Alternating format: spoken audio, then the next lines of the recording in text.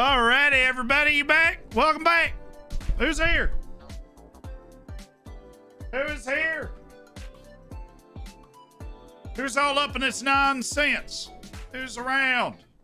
Let's go. It's England time. Come on, England. England. England and Senegal. Surely not, right? Surely not. But what if? But what if? Like, surely not. But what if they actually? Just a little bit. We got our lineups up. If you missed the match earlier today, it was France 3, Poland 1. Means the winner of this match will be taking on the French in the quarterfinal. A team that the Senegalese actually did beat. Trying to become what I believe is the third African side ever to make the quarterfinal. How many African? I need to look this up now. African teams, World Cup quarterfinal. I know they've never been to a semifinal, but World Cup quarterfinal. 3 African teams. Only 3, yeah. Senegal, Cameroon, and Ghana. I was right. No, I wasn't. As I was saying, 4th team. I was going to say 3rd team. It'd be the 4th team ever from Africa to make the quarterfinals at a World Cup. The 2nd time Senegal would have done it if they win the match today. So that's those are the stakes for Senegal, for England. After making the World Cup semifinal, really everything in this tournament is a letdown unless they go and win the entire thing. Fortunately, they're starting Harry Maguire, so it'll be perfectly fine. What could possibly go wrong? Well, I know the Cameroon one way back was their first, and then obviously Ghana with the whole handball against Uruguay. Senegal beat France in the round of 16 in the 2002 World Cup, made the quarterfinal and lost. I did know that, I just wasn't counting in my head. So those are the 3. Those are the 3 African runs to the quarterfinals. I think we will get an African quarterfinalist in this tournament. My pick would have been Morocco, but you know what? Senegal, go make the magic happen. I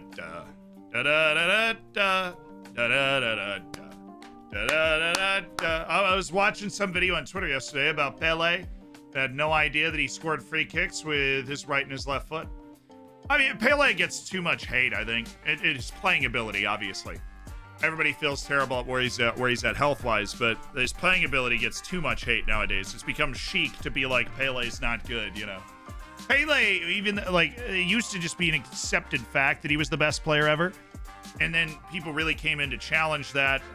Everybody from R9 to Messi and Ronaldo, and Maradona was really the one that pushed back on it. I think people have pushed Pele too far out of the spotlight. He was ahead of his time and an absolutely stupid good player, obviously, that played and started in a World Cup at 17 years old. Won a World Cup while starting at 17 years old. I don't care what era you're in. I don't know where you were at when you were 17, but that probably wasn't there. Now let's go!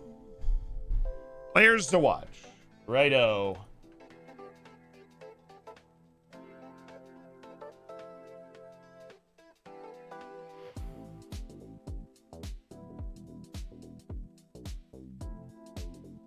Do do do do do do do.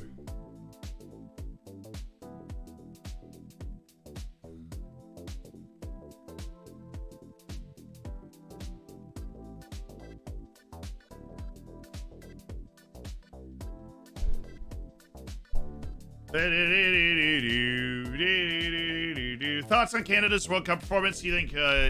I think 2026 will be much better for Canada. There's no way that it's not much better for Canada in 2026. They're gonna, right now at least, it's still 3-team groups. And as a 3-team group, I think that puts Canada up against there'll be a pot 1 team in 3-team groups, which means it won't get any team in the top 16 in the world rankings in that group. I think Canada just has to finish in the top 2 of their 3-team group. I think they will be in the knockouts of the 2026 World Cup. I'd be very surprised if they weren't. Because there's going to be a lot of improvement, a lot of increased interest in the sport, a lot more funding for development and focus on the sport in a country that really, in a modern sense, had its love for the game invigorated for the first time. Where The United States has already had that. We all grew up watching the U.S. play in World Cups and so on and so forth. And for Canada, they're just starting to get that. So that's awesome for them. Senegal trying to become just the fourth ever African team to make the quarterfinal at a World Cup. They're going to have to go through one of the tournament favorites, England, to do it. We have 4 years. Yeah, 4 years to convert a couple of hockey players to center back and find a goalkeeper as well, and then you'll be good. When I was 17, his teammates were rioting the manager to include him in the squad because he recovered from injury in time. That's how good he was. Yeah, see, it's like, if you watch film of Pele, he's doing stuff that you recognize in the modern game, and you still like it looks familiar to watch him play. He was in one of the best ever players, and I consider him the best ever international player. 3 World Cups, 12 World Cup goals. Really hard to hate on that. There were less matches of the World Cup back then, so he only played 14 World Cup matches and scored in 12 of them in his whole career. Who's the best player for England at this World Cup? It's weird because I feel like England has had 3 very distinct games. The blowout of Iran, the draw with the U.S., and then the controlled win against Wales. They've had 3 very different games. All right, anthems are dropping in. I'll take the music off if you got the stream up. It's the 3 Lions first.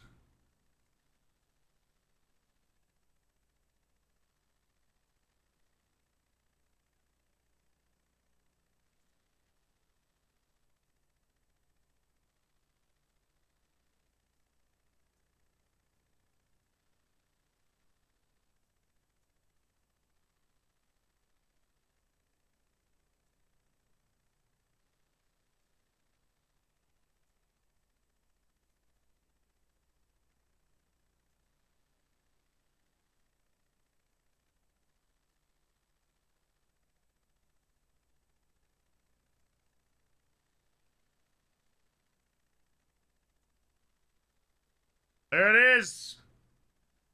God save the king. A new bop for a new era. Now Senegal's anthem.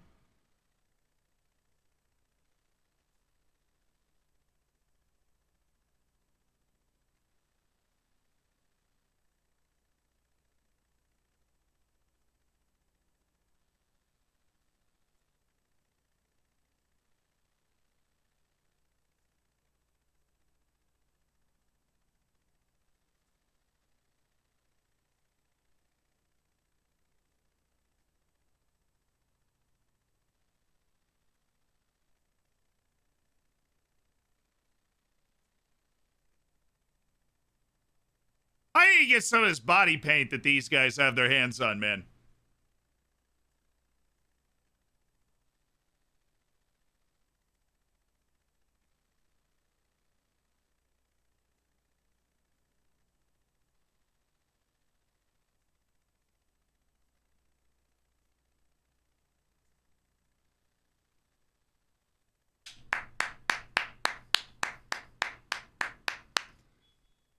Well done, lads!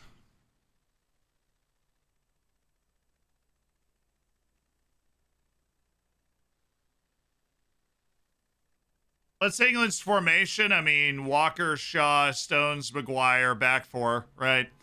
And then you've got the classic double defensive midfielder with Declan Rice and Jordan Henderson. Then you've got Bellingham in front of them, Foden, Saka, Kane. England! Exactly how they like to line up.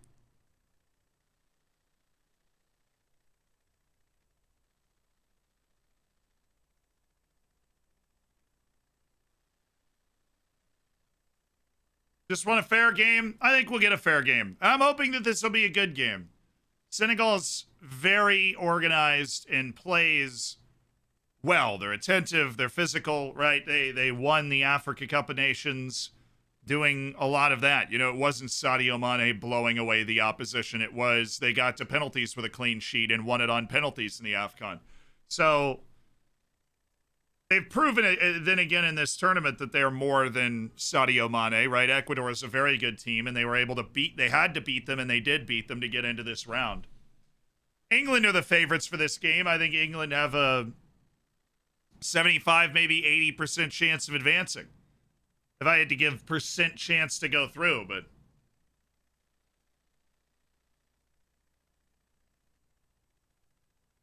oh, no way. It's all CONCACAF refs. Oh, boy.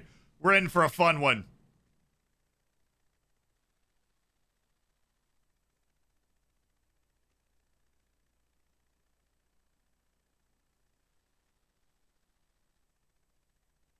Full-on CONCACAF referees. Chaos is ready.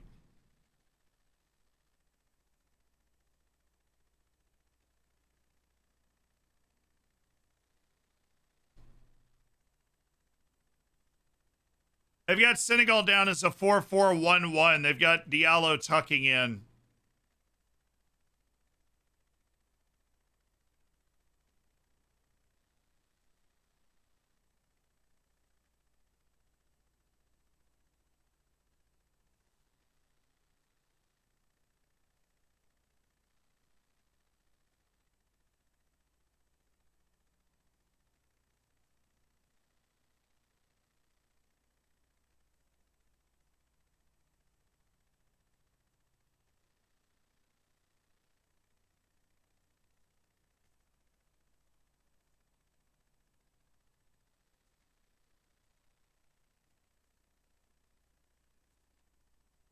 All right, baby. Senegal and England. It's time to put your picks, your predictions on the historical record. My prediction, a 2-1 England win. I had 3-0 to France. They won 3-1 earlier today. You will be able to go back in the VOD and show your friends, your family, your loved ones that you predicted the exact right score of this match. You've got Senegal picking up a win. All right. I see a few Senegal picks out there. Seeing England 3-1, England 1-0, England 2-0, Senegal 2-1, Senegal 1-0. Seen a few picks for penalties. I mean, it is England, right? Few picks for pens. I would love pens. We haven't had any stoppage time or any extra time or penalties so far in this World Cup, and we're in our 4th knockout match, so I want the drama.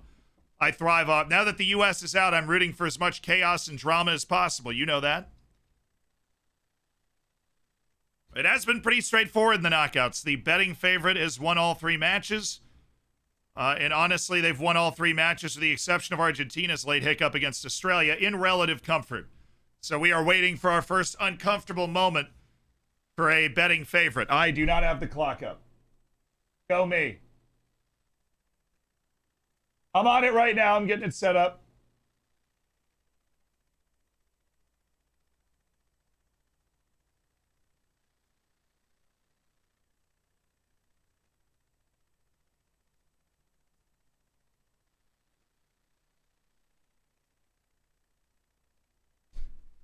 All right, clock is right. Off we go.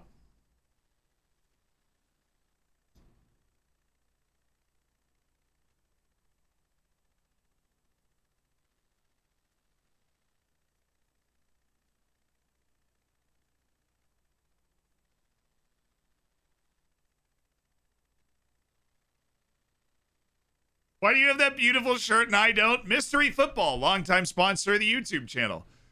They send me a mystery shirt every month, and one of them was Retro Porto. We've been wearing them throughout this World Cup. Oh, that's a good look, Shaw. But Yusuf Sabali says no dice. No dice.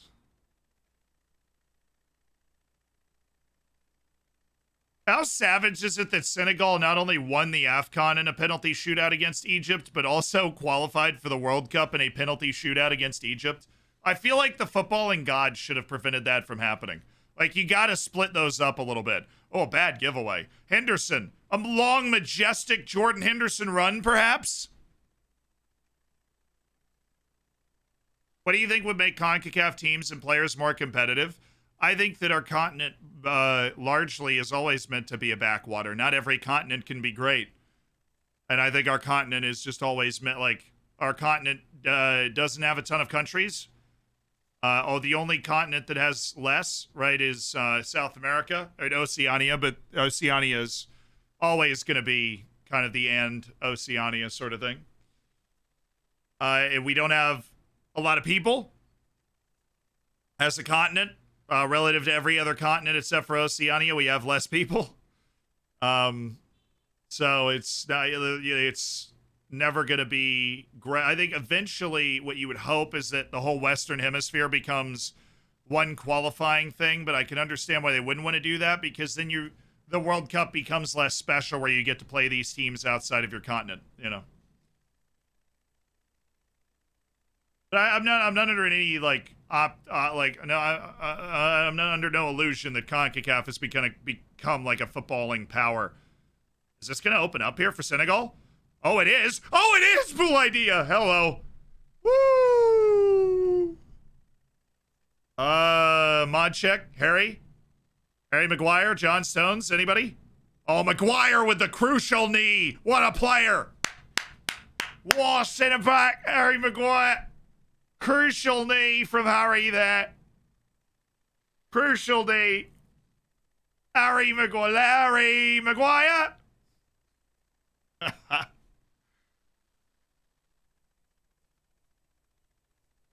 What's the U.S.'s path to improve past CONCACAF's ceiling, then? To continue to try and get ourselves involved in as many Copa Americas as possible. And, I think our path to improve is to continue to get into World Cups, to continue to win the Gold Cup, to dominate Mexico. I think Mexico's a great bellwether. Mexico's like the same team every year, right? In terms of their quality and their ceiling and their floor. I mean, they've slipped a little bit, but I think a lot of that was us damaging their confidence by beating them in the Gold Cup and the Nations League and qualifying, right? So,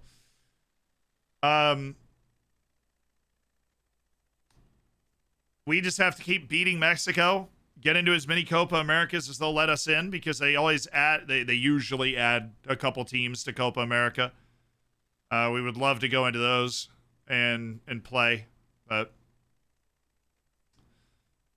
I think that the most important thing to make the U.S. national team better has nothing to do with who the U.S. national team is playing. It's getting our players into the best teams possible. Do what we're doing, and keep doing it.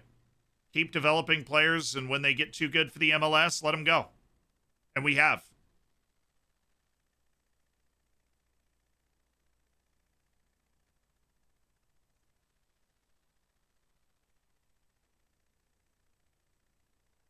I think if the U.S. gets as good as it could be, CONCACAF could be a powerhouse. It should be. CONCACAF should have really 3 teams. Canada should be the new Australia, right? Where they're a good sporting culture. They're tough dudes. And they are organized enough to be able to get to the World Cup and annoy some teams, which is what Canada basically did this time. And then you have Mexico and the U.S. that should be able to elevate. And then the Caribbean will spit out a really good team every once in a while, like Trinidad, and make the World Cup. That's that. Star's player to watch, yeah. The test of the U.S. is the next LeBron James decides to play soccer instead of basketball. I'm going to be honest.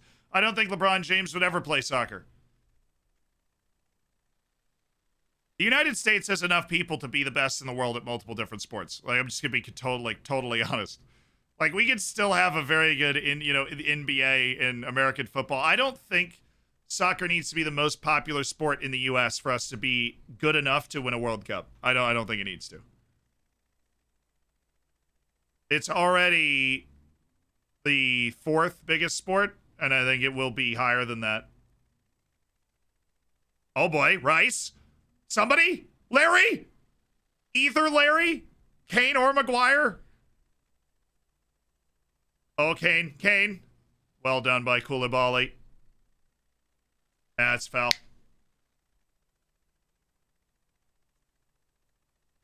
Just trying to good in any team sport. They're very good at badminton, table tennis, which can be a team sport. But no, actually, I mean, gymnastics they're very good at Olympic gymnastics. I don't know. There's something culturally for China that makes them not good at like basketball, relatively good at basketball and soccer. They're not Pakistan, right? Like their national, hey, soccer, whoa. They're not getting that penalty, though. Oh, dude, their women's national team. Yes, they've made women's World Cup finals. They're much, much, much, much, much better at women's team sports. Right. There's also genetics. Biggest lie you've ever been told by your own mind. You want to know what's really, really interesting? Okay, this is why going to school is good, and I strongly encourage everybody to go to school as much as they have the opportunity, or at least, endeavor to learn. Learning things is good. I wrote a paper in graduate school on, I was a sports broadcaster, on media bias. And the paper was about broadcasters and inherent broadcast bias in the physical abilities of players. Hold that thought. England's on the move, but I'm going somewhere really interesting with this. Now, oh, yo, Edward, what are you doing? Where is Mindy going?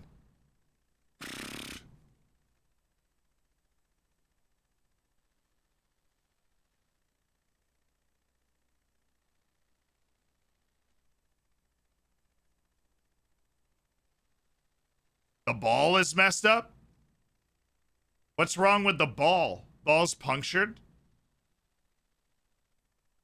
Oh, okay. That was weird how he just was able to stop the play and be like, hey, the ball's punctured. So what I was talking about, announcers, and through no fault, like no conscious bias, right? But now that I say this, you'll never not hear it. Announcers assume and assign specific words to specific ethnicities and physical appearances just because of their physical appearance. This is like a scientific fact. So they did this study on, there was two studies. One was on broadcasting for the World Cup, and one was on broadcasting for the March Madness in the U.S., the basketball tournament.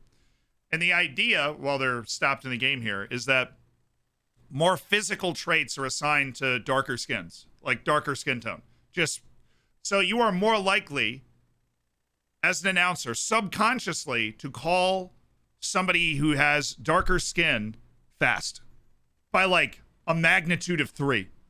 You are more likely to call them fast. You are more likely to call somebody with a lighter skin tone intelligent by a factor of like 5. Now the way they verify, like the way you verify this, they had a computer program that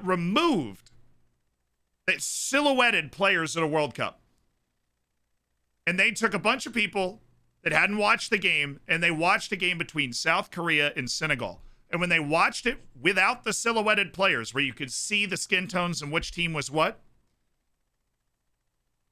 70, I don't remember the exact number, it was 70-something percent.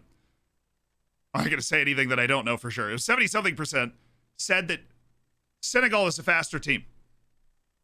When they silhouetted the players, over 60% of people said that South Korea was the faster team. Identified South Korea as the faster team. There is a massive subconscious bias to assign like the genetics argument.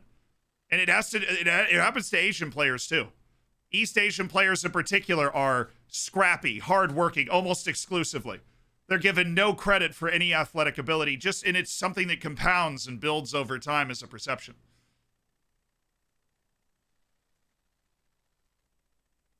How do you silhouette the players? You make them dots? Huh.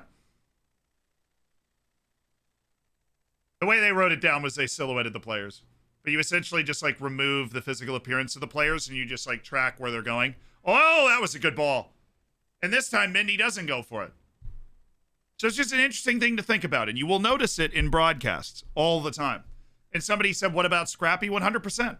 This works against lighter skin tone players as well because they're not able to be as athletic. Erling Haaland is just as fast as Kylian Mbappe at top speed, not nearly mentioned as often. The first thing you hear about Mbappe is not the fact that his technique is world class, obviously. Like the goals he scored had nothing to do with his speed. But oh man, boy, he's fast. And the white guy's scrappy, right? hardworking, intelligent, really wants to win, really committed. I say in basketball a lot too. You know, the darker skin tones, really fast, really strong, right? Overwhelming. That word's used all the time. It's overwhelming. The other guy had no chance. He was just that much more athletic. I loved writing that paper. I had so much fun writing that paper because reading those two studies, you just go like, oh my, it's so significant. Like this, they basically, the way they did the study was they assigned like basic words and then the synonyms for those words and just track the number of times those words were said. And it's striking how much that implicit bias is there. So are genetics the reason that China is not good? No, not at all. China's not good because there's clearly some flaw in the way they're teaching the game. And they're not terrible, okay? They're just not good compared to the teams at the World Cup.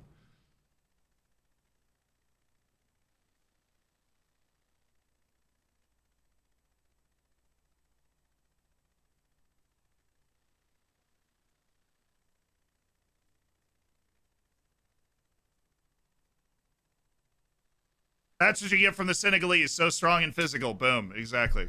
That's what I'm talking about. You said like, well, okay, so the 10 fastest sprinters in the world are African. If you like talk to, or like of African descent, right? You talk to the people that are writing these papers. It's all because they believe.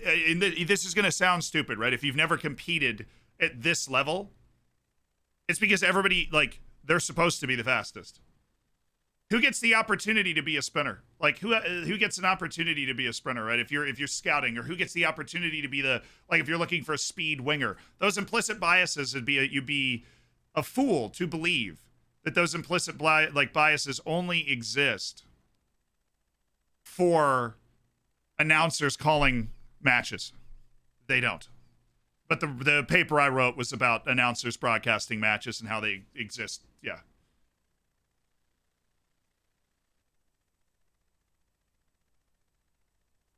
I love this conversation. If you couldn't tell, I do. And there's not much happening in this match the first 15 minutes.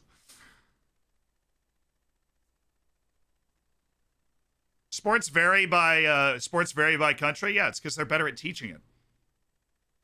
You can come up with a lot of different reasons for all of this stuff, but I think it all comes down why is New Zealand the best at rugby? They know how to teach it. They know how to play it. They know how to play the sport better. They know how to teach it in Brazil better than anywhere else. That's why they're the best. Who are you rooting for now? The U.S. is out, dude. I'm rooting for chaos and upsets. I would love to see Senegal win. I got a lot of English friends, though, and if England wins the World Cup, I think it would be fun. It'd be a little annoying on Twitter for a day, but like, I think it would be such a relief for all my English friends. But if Senegal wins, we'll also be like, oh, dude, Senegal, you know.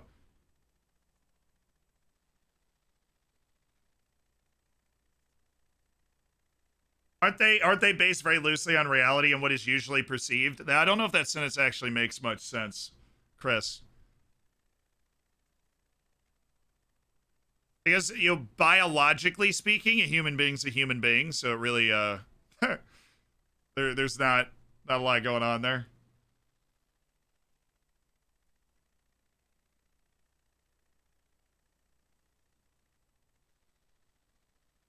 A day, it would go on for months.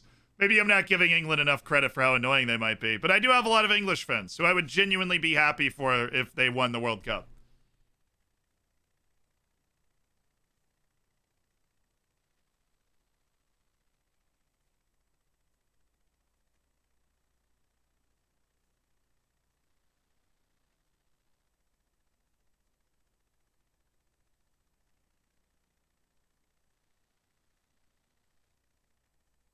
There's a massive genetic difference you're ignoring. You can't just will it away. No, I can science it away, though. I can do a pretty good job of that. Massive.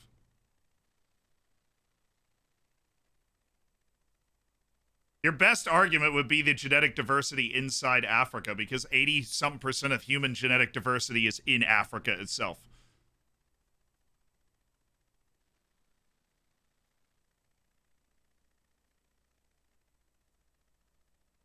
I love science and learning. Like, you're overlooking genetics. I mean, I wrote the paper on it. I read the studies on the bias reports. This is not like I don't know. They literally had people watch the games. They had people watch the games and they asked a question: who is faster, with and without the blurring? They said, what team is faster? That was one question. And the answer was completely different, depending on what you could see and what you couldn't see. That is so telling to me. And if it's not telling to you, I'm surprised.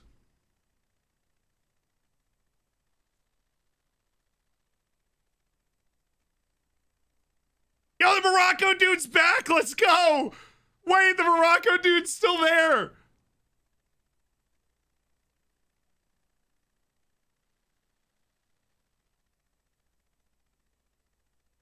Bruh!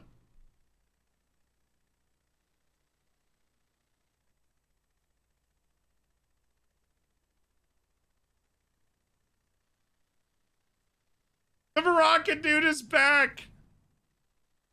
Morocco dude for the golden ball, please. Please give me Morocco dude for the golden ball.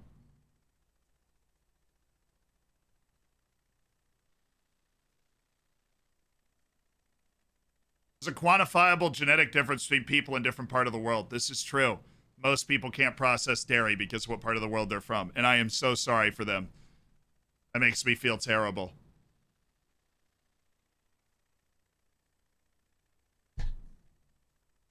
I think the fact that the leader for the majority of the New York Marathon was from the Dominican Republic would probably smash most of the arguments you're making. I know that I'm not going to sit here as a biologist and thread the disapproval of everything that you're trying to say, but I feel like that's just something that's worth pointing out.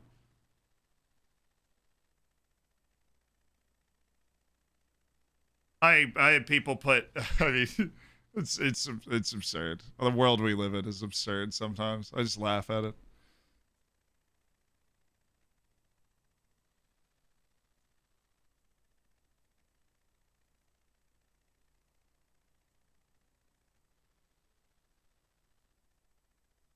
Chat's watched a few. Yeah, dude, Chat's watched a few too many Kanye interviews. That stuff is insane. I feel bad for his kids. That's my only thought now. I feel really bad for his kids. Senegal only has 22% of the ball. What has England been doing the whole game?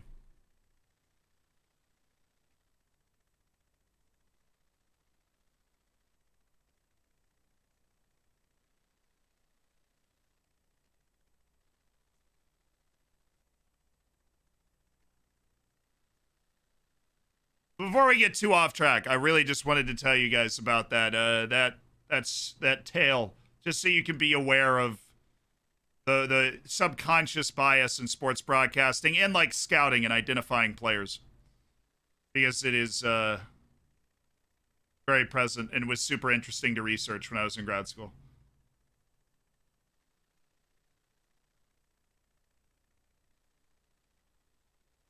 Oh, Koulibaly, what is that?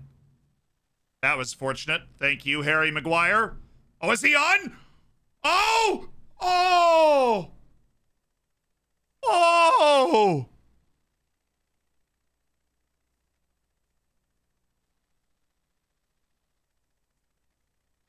No way he's on here, right? There's no way he's on, dude.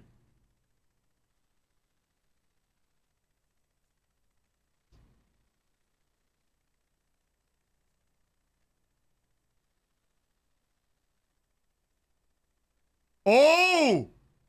No, it's not a penalty. I mean, it hits his body first. It hits his body first. You can't give a pen for that. They'll literally burn. They will burn Buckingham Palace to the ground if you give that as a penalty. It's not a pen. No shot.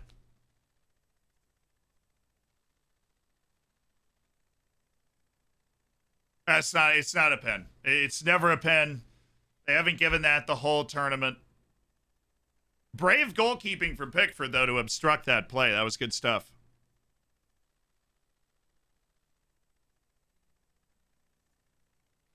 Honestly, England when the only England threat they've had is when Edouard Mendy had to like come off his line and get that touch. That was it.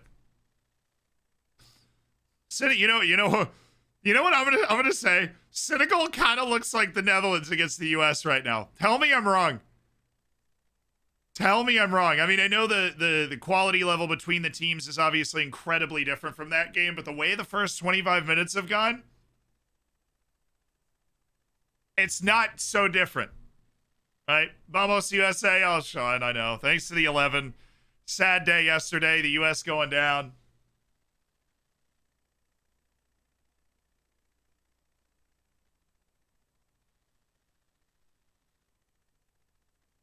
Yeah, Senegal is set up, and they're like, you can have the ball. You're not going to do anything with it. And when we get our chance, we're going to look a lot more dangerous. And that's, yeah. Difference is the Netherlands scores. Yeah, true. And that probably will be the difference in the game. But that's also because the Netherlands is more talented than the Senegalese team is. So that was what I was just saying. In the flow of the game, they're kind of doing it that way.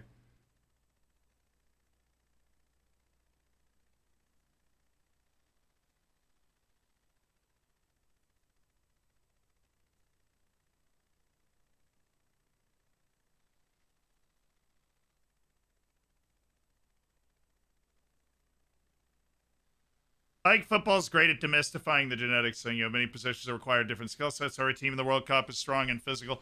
I mean, I think us talking about the strength and speed and physicality of elite professional athletes, like, if you watch any dude on any one of these teams take your shirt off and you don't feel worse about yourself, I feel like you're watching like, you ever just like watch these dudes like walking out of the tunnel and you're like, how are you real? How are there this many, like, and you watch, I mean, you go to these matches of real life and just like, yo, where did those abs come from, bro? Like, dude, did you see Vincent Aboubakar? Absolutely yoked. He took his shirt off. I was like, dude, get out of here. He's like, freaking Aboubakar. But it was the other one. Hwang Yi-chan on South Korea took his shirt off. I'm like, shut up, man. Stop. That's stupid. Have you seen him 2 years after they retired? Hey, I'm just saying, everybody in the World Cup now, these guys are peak physical condition. I don't care where you're from.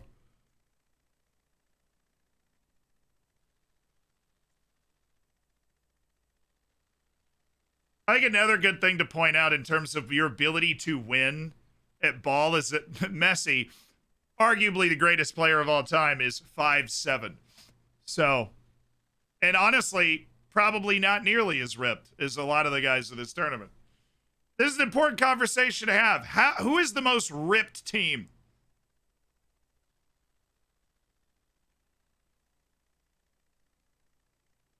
Argentina definitely wins best tattoos, wherever I go with this. It's the most ripped team. Let me eat my cake in peace. Bro, I'm on team cake with you. Don't worry about it. I go for a run every once in a while, but I'm like, Serbia? Serbia is the tallest. They literally just, they go through a lineup in every Serbian village, and they're like, are you over 6'2"? Come with us. And then they just put them in the national team.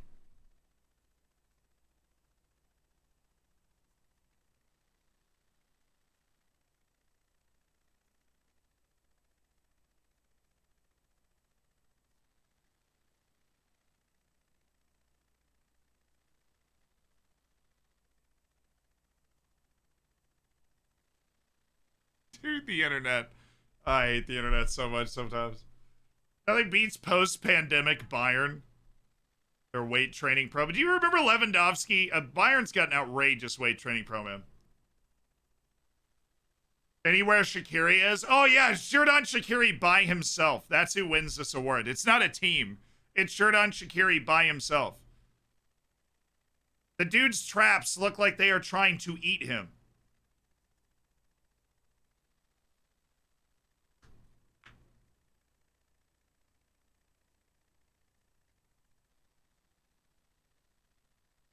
Giga Cube, Xherdan Shaqiri.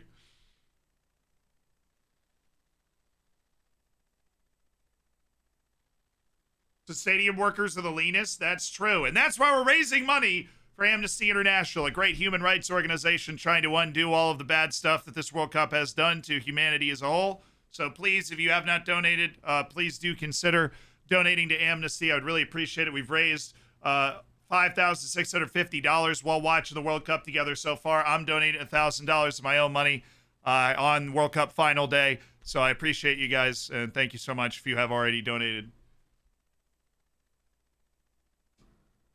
Adama Traore is also nuts yoked. He's kind of like Xherdan Shaqiri with dreads, and I don't know why I've never thought about that before. Typical English first half. This is actually what I think this is what Ben said was going to happen. We had Ben on yesterday. This is what Ben said was going to happen. Take control of the first half, and then you go out and take chances to try and win the game in the second. Except they have given up like two really sketchy situations from Senegal so far. If you're Senegal, you're happy with the way this game is going because you've kept what is, on paper, a very explosive English offense away from the goal.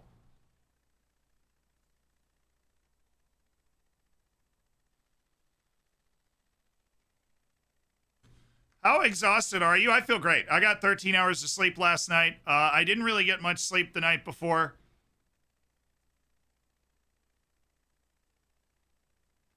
Obviously, waking up at 6 a.m. to go to the U.S. game was not helpful in that. That was not good. Reed, thank you for the $50. To Amnesty International, dude. I appreciate it. Clapping it up for Reed.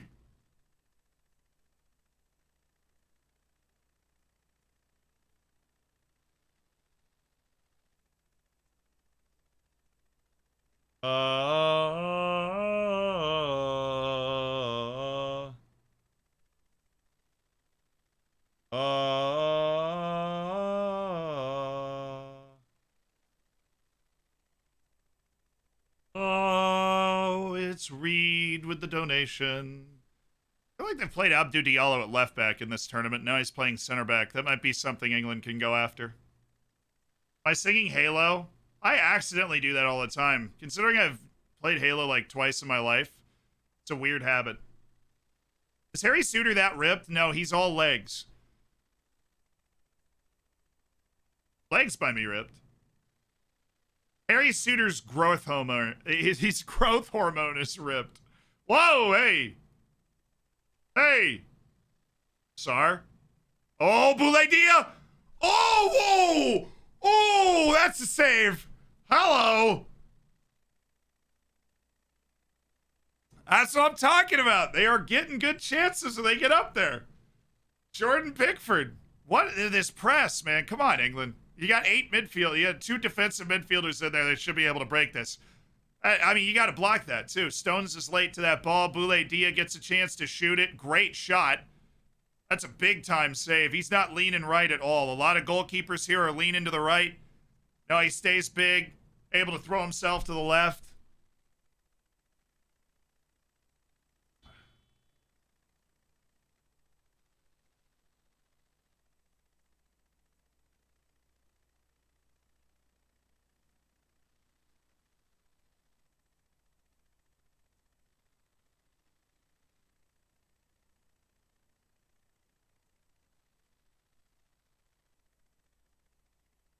Hey, Tofka!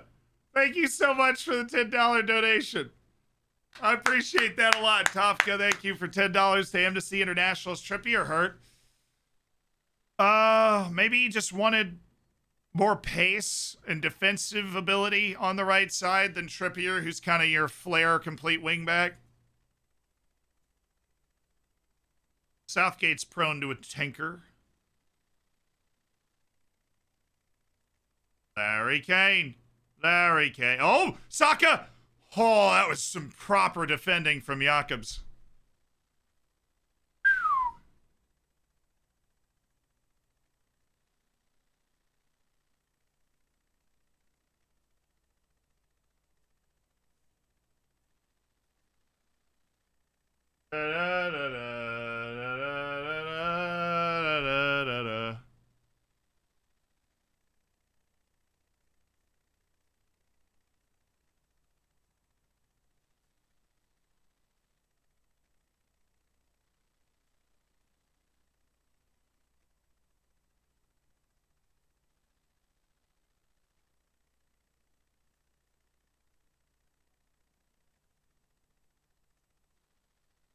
Yep. Ulai.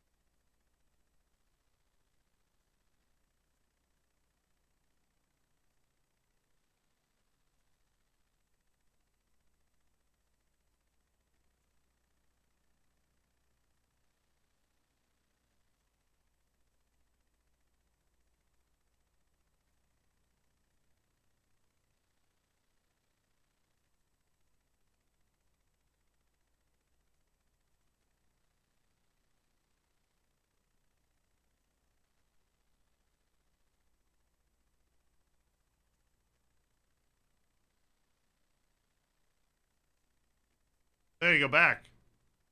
Back. No, Ismail. How did Ismail get through there? Oh, that was actually pretty good. Don't listen to me at all. Okay, sorry. Don't listen to me. Let's go. Oh, George! George! For the $50 donation to Amnesty International. George, thank you for the $50. I appreciate that a lot, George. Thank you very much.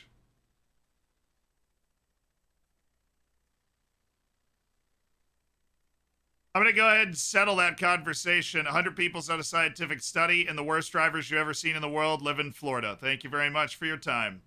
I'm pretty sure it's the heat. If I missed most of that, I'm sorry. I just saw that now. It's not the heat, it's the humidity that gets you. That's the truth. Man, that is the truth. The heat in Florida, man. Ah, brother. Or the age. Fair. In certain parts of Florida, that is very true. Ooh. No. God, Ismaila, that was a turn waiting to happen.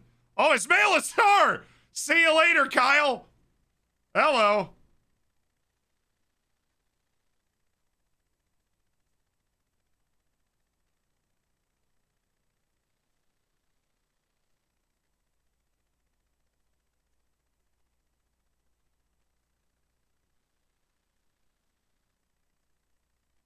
Kyle Walker fouled him like 3 times this play.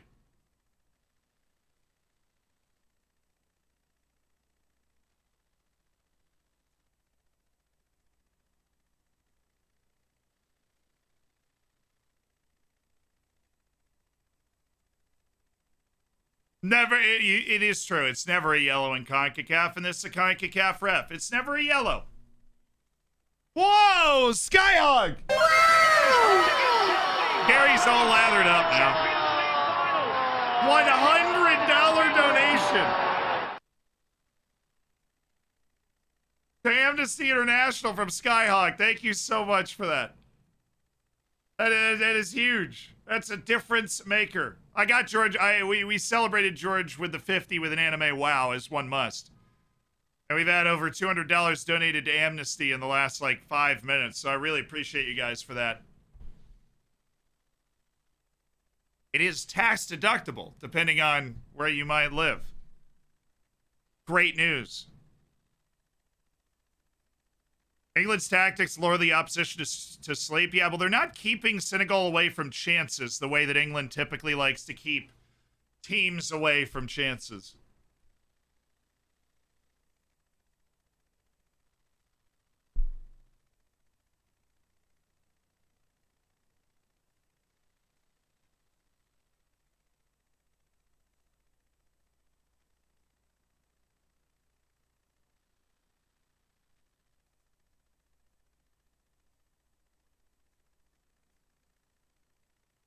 Come on, Kane.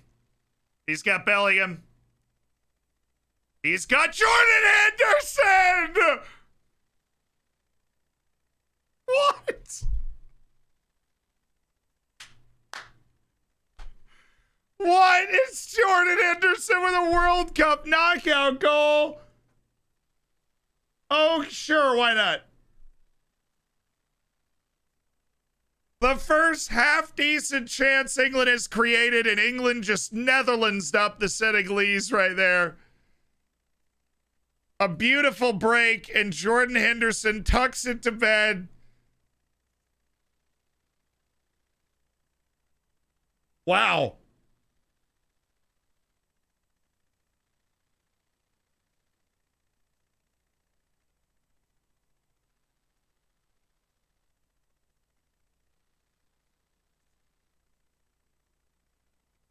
Oh, that was just so well done, so well timed out.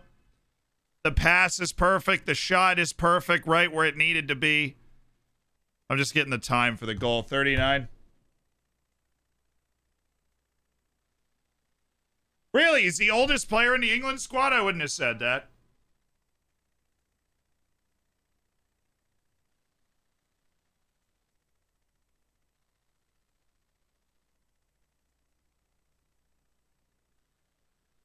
Jordan Henderson with a World Cup goal is something you don't see every day. I mean, it was actually a really wonderful finish.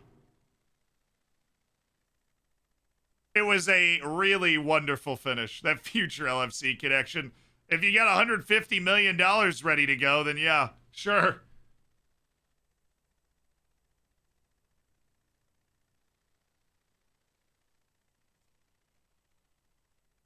He's not? Well, that's literally what Ian Dark just said on the Fox broadcast. That wasn't my stat.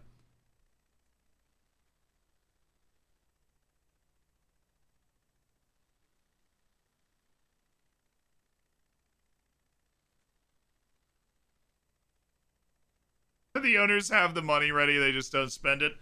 All right, Senegal, come on. Let's make this spicy.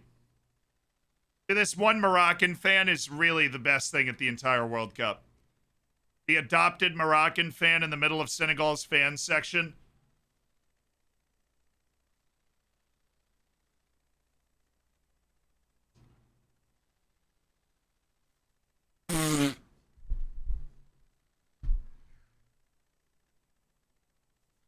Larry? Larry! Larry!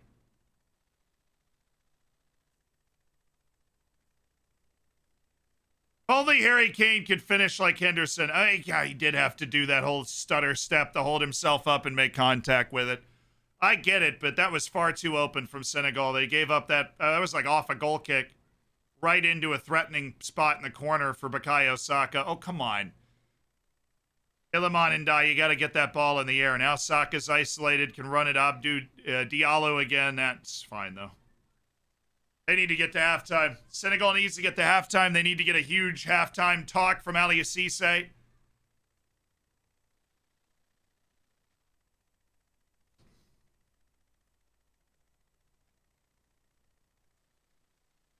So Walker's the oldest? Yeah, I know. Ian Dark literally said he was the oldest guy in the England squad, so I just went with it. If he's not, I blame Ian Dark. I wouldn't have guessed Kyle Walker, though. I would have thought he was like 29, 30. I did not know he was 32.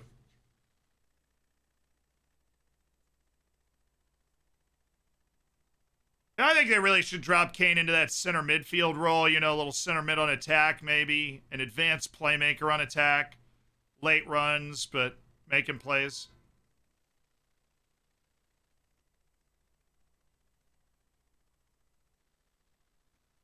Oh, nice cut by... I mean, what is this? Is that Henderson again? No, that's Shaw. It was just like an amazing player in an England kit. That was rambunctious, gallivanting run from Luke Shaw. And now Edouard Mendy is hitting his guys in the back of the head there. That is weirdly bad from Koulibaly. Shaw should have shot, honestly. That was really good goalkeeping. Shaw should have just shot it.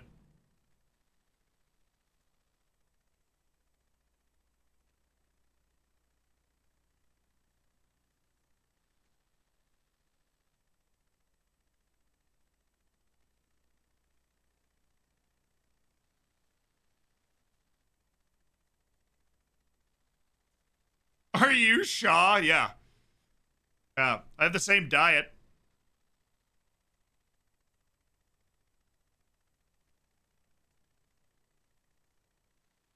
Kane is properly rated. Kane is properly rated because you can find people that say he's under and overrated. Kane is very properly rated.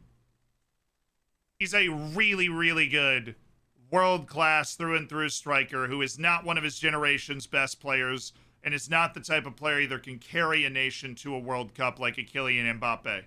But he would start the vast majority of national teams at this tournament and make a good impact for them.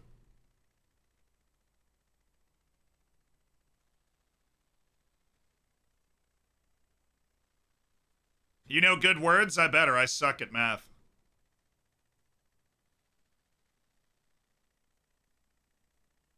Yeah, I mean, you can not like the type of player that Kane is, but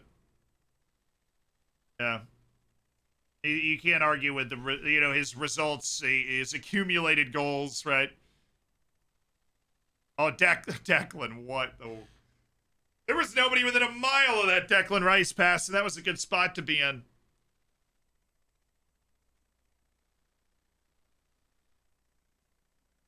Senegal desperately needs halftime.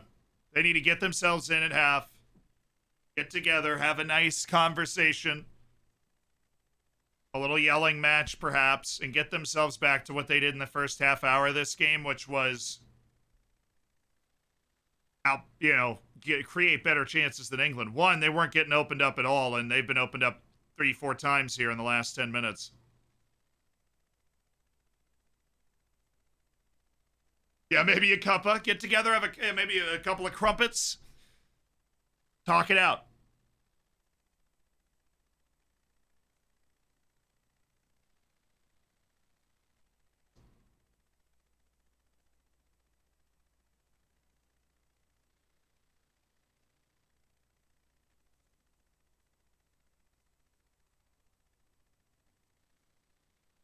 This is the opportunity for England to make this a really comfortable game, though. I think if it gets to halftime 1-0, it won't be. If they can score again before the half, which has to basically be on this attack, then it will be. Kane went down too easy there.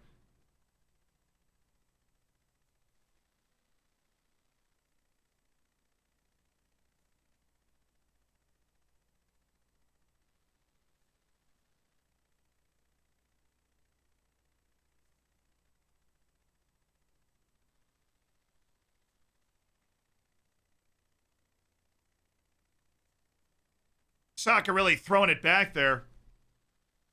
I think the Qatari police should look into that. A little sus.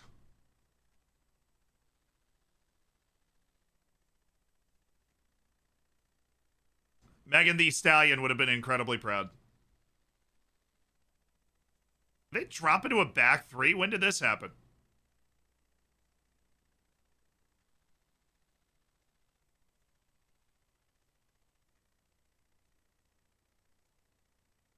Yeah, they did. They dropped Pate Cease back into the back line. They're like, yo, that's kind of smart. They're like, let's get out of this half. Give me the back three. Let's get out of this half. Let's come up with our plan for what we want to do in the second half. Get back to what we were doing. It's good coaching. I like that.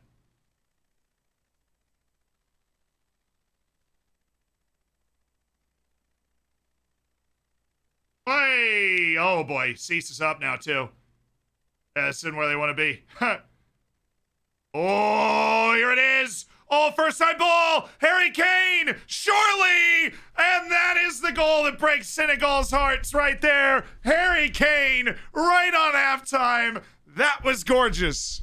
What a goal.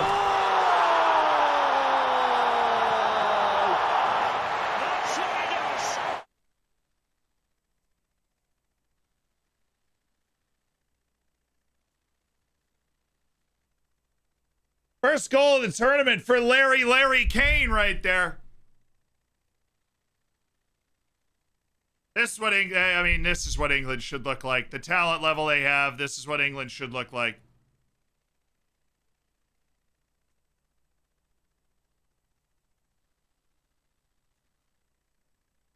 Abdou Diallo stepped. Abdou Diallo never should have stepped.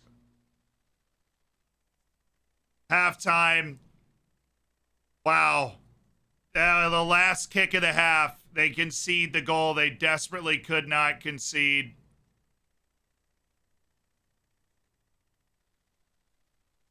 Three lions on the shirt. 2 goals in the back of the net. All England at halftime. Let's put up our little halftime thing here. Ain't that cute? Jordan Henderson and Larry Kane make it 2-0 to England. And it might just be coming home because a quarterfinal date with France looks oh so close. I think now, I don't think Senegal has a chance. I think if Senegal got to the halftime down 1, was able to reorganize, come out with that energy they had in the first half, they had a chance to really make a run at it. But I think down 2-0, especially with the feeling that they let one get away there right before the half, to selling themselves out going forward. Yeah, toast. You know what we're overlooking? What a pass. What a pass by Foden.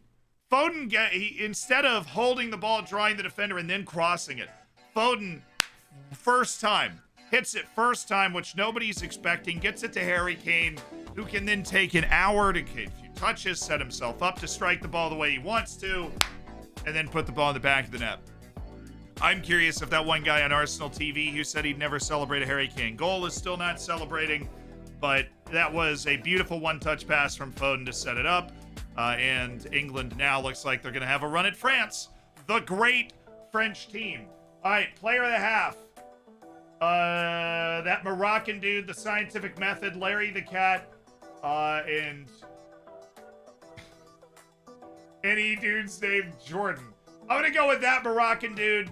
Clear player of the half is the Moroccan dude dancing with the Senegalese fans. I refuse to accept any other answer and unilaterally declare the Moroccan dude the player of the half. Even if you vote somewhere else, that's exactly where you should vote. That guy is a golden boot contender based off of dance moves converted. Who wins between England and France in your opinion? And East Northeastern. Got it. I almost said New England, and I was like, that's not right. The Bucks winning? Oh no, we play the NFL is on, you know, the NFL. The Bucks don't play until tomorrow though, so I don't even care, man. Bucks don't even play till tomorrow. Why are we watching? See the goal from the USA. If they meant it, it was a world-class one. I don't think he meant it. I think he was trying to get a touch to like put the ball in front of the goal. You know, he was trying to get a touch to keep the play alive and kind of smack it against the ground or whatever. I think it was essentially a creative shot cross that ended up going in the corner, right? And it worked. England's gonna cook France. Oh, isn't the Buccaneers, the Tampa Bay Buccaneers for the American football, the hand egg, you know, the zing, Tommy and Brady. What jersey you wearing? Porto Retro. Good first half for England, though. Vintage Gareth Southgate. Control the game. Try to, at least. Get yourself into the rhythm of the game and then start trying to launch into chances. And in the second goal, just taking advantage of a mistake where Senegal left it way too open. And you just go waltzing in, right? The 1-0 from the Dutch was magic. 20 passes. Yeah, I mean... I blacked out. What happened? What happened in the U.S.-Dutch game? Don't really know. No idea. Didn't even see it. Must have not happened. I guess we forfeited because we were afraid that if we won, Twitter would disintegrate into a mosh pit. All right, nothing happened. Nothing happened, and the U.S. is still the best team in the world, clearly. The U.S. drew this team, so can't be that bad, right? There's no way we get past Mbappe. I mean, you can. England has the talent to play with any team in the world and should go into no match afraid of who they're playing. Right? You should always go into a match if you're an England fan, if you're a French fan, if you're a Brazil fan, and Spain, I would say. Being afraid of the team you're going against. You know you have the talent to win that game if guys show up on the day and you pick out your tactic well.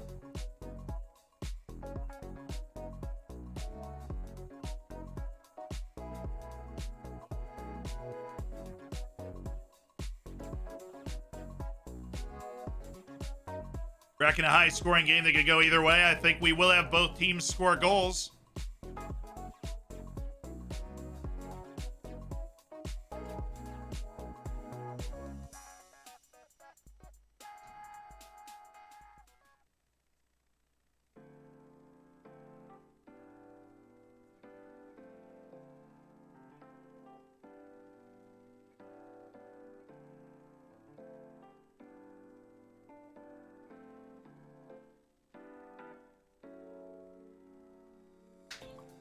they're showing the highlights right now. That first chance for Senegal. Yo.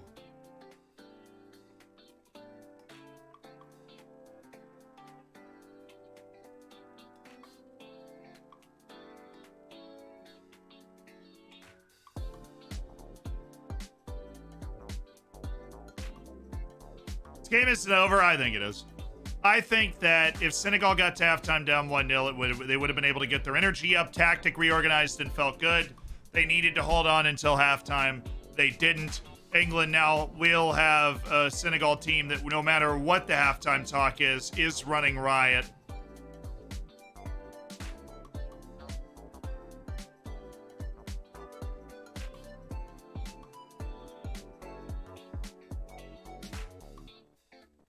I am always so surprised by the number of English players that don't play outside of England.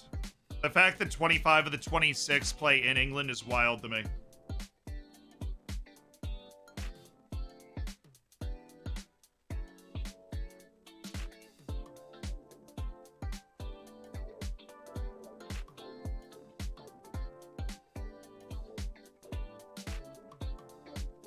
The Senegal scarf is feeling bad. You know what? I'm going to go get the England and Senegal scarves.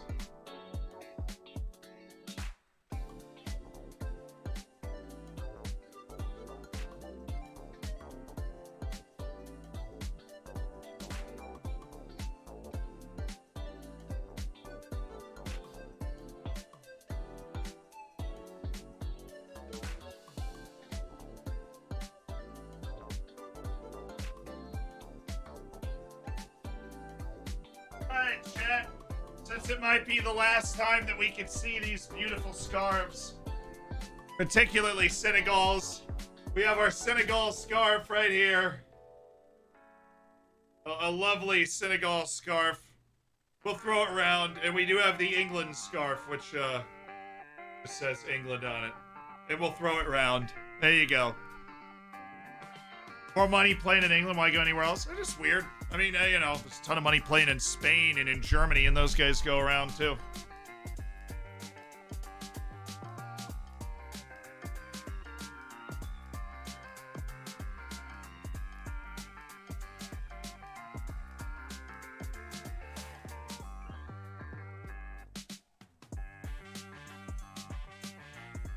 More English players abroad than people think, but it tends to be these solid journeyman pros in less prestigious leagues that most fans never see, and not the Jude Bellinghams of the world. I get that. But it's a very low percentage compared to the other countries, I would say, that are on the same level. Spain, Germany, Italy, and France, a lot of ways, right?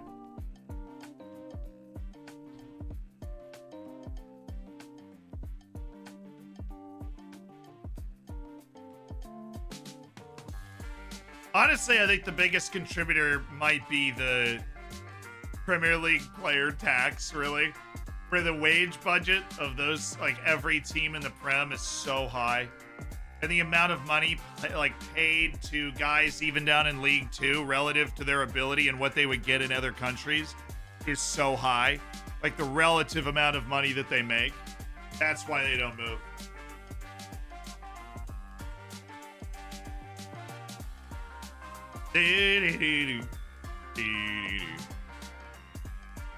Playing in Germany would require learning a new language. Bro, I don't know if you've ever been to Germany, but everybody there speaks English. All in Spain in large part too. You can get around speaking English, but you'd want to learn the other language. Like Pulisic learned German while he was there. Just why not? Right?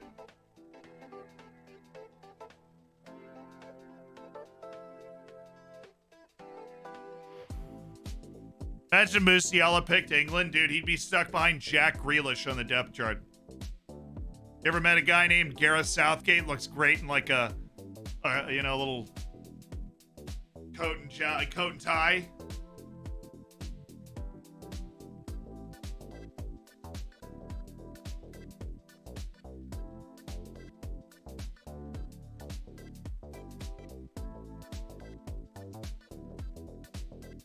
Jude Bellingham, the youngest English player to assist at a World Cup since 1966. Hey. Hey.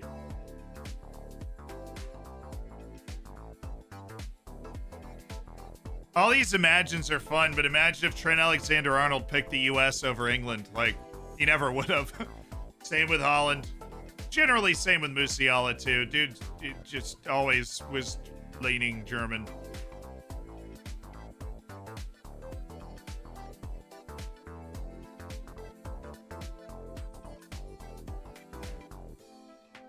Oh, tomorrow is Japan-Croatia? Oh, I love that match.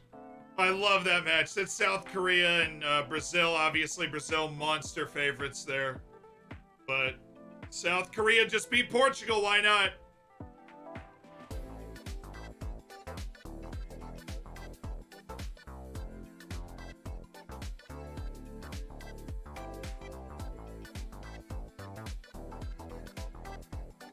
Trent could have picked the U.S.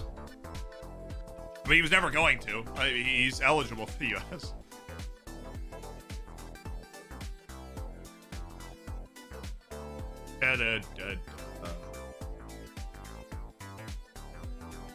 Imagine if Z picked New Zealand over the U.S. I mean, I could have. I was eligible based off of my name. You know, the All Whites came calling. They were like, "We need a goalkeeper," and I was like, "No, I'm I'm dedicated to the cause of supporting the U.S. instead." And I appreciated the interest, and then I asked what the rules of rugby were. They seemed a little confused, and so we just kind of left it there. And maybe someday we'll revisit that, but that day is not today.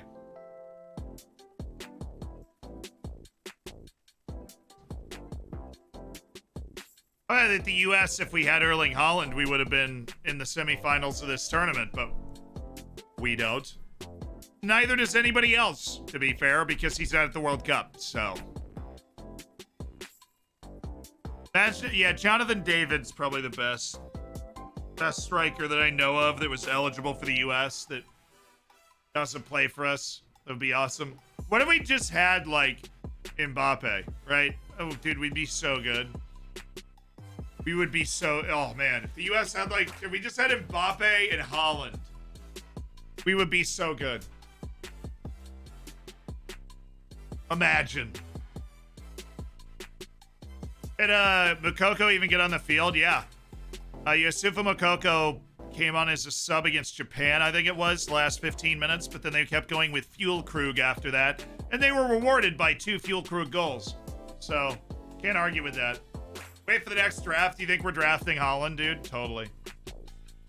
We needed a real striker. I think we should have brought in Jordan Pifok, too. I would have taken out Haji Wright, brought in Jordan Pifok.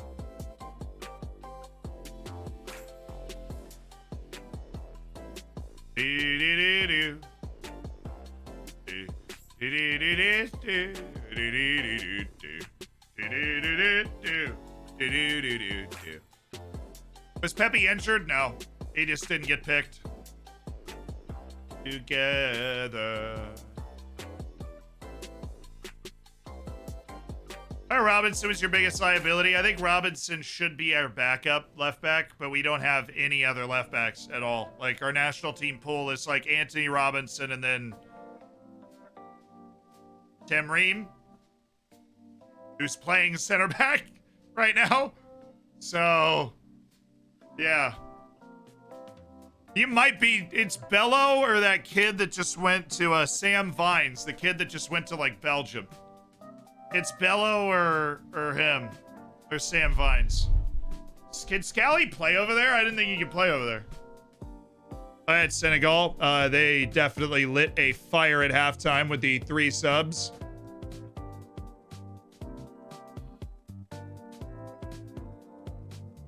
I feel your touch. So Pate Cease is out. He is the guy that stepped in as the extra center back late in that half. Probably made a mistake on that play. They've taken off Iliman Ndiaye, who I didn't think was very good in that first half. And they've taken... Oh, they took off Crépin Diatta, who is a very skillful player. They have brought in Papegay.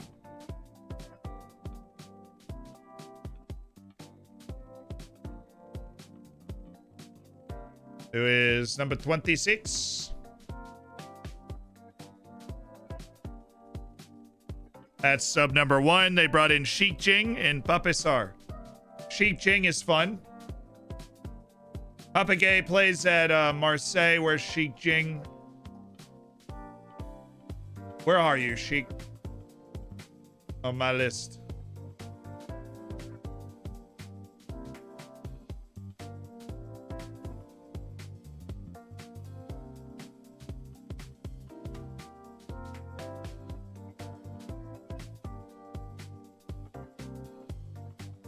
Yeah, there he is.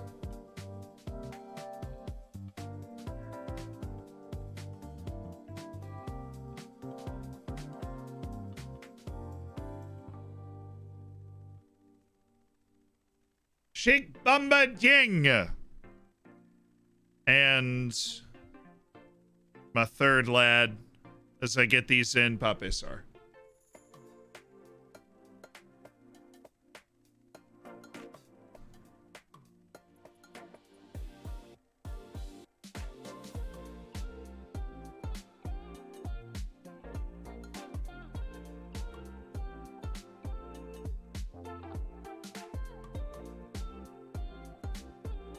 Pape Montar Sar. So those are the 3 subs. He's the Tottenham guy. Alrighty. There we go. 3 subs for Senegal. They wasted no time and saw stuff that they needed to change, obviously after losing the first half 2-0. And it is time for me to actually get the timer set. Should be on. 2 minutes of nothing has happened so far, so the timer... All right, there we go. Timer is accurate, rosters are accurate, and we are moving. Hey, Kieran, thank you for the $1 donation and music. And now we're ready. I'm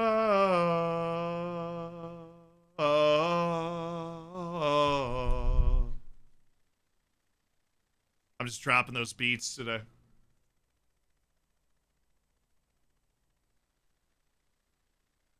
Oh, there's Jude. Wondering where in the world Jude Bellingham's going to pop up now. Ooh.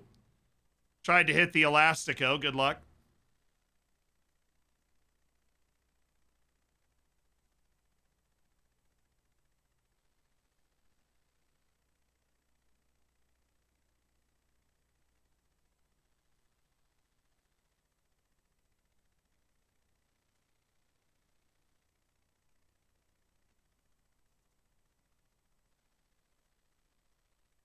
Oh!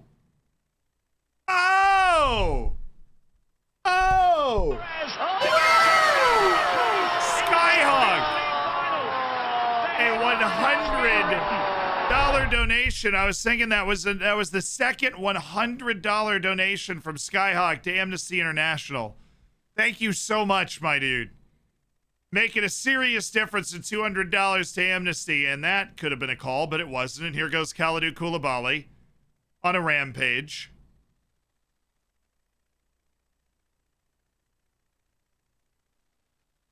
What's this all about then?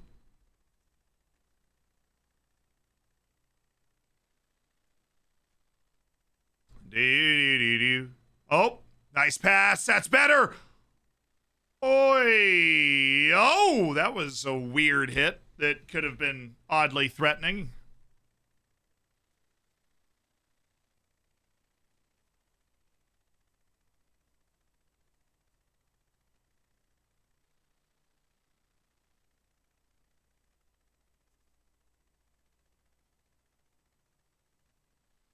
Who wears number 10 for England? Nobody.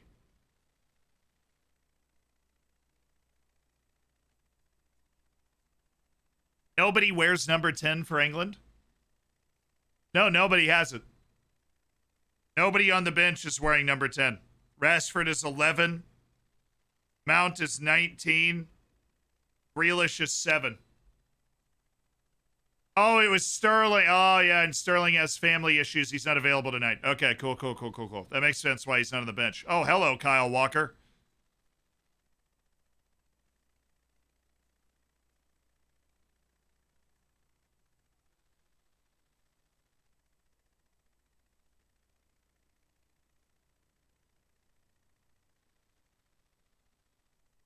Oh, Kane, I thought he had that.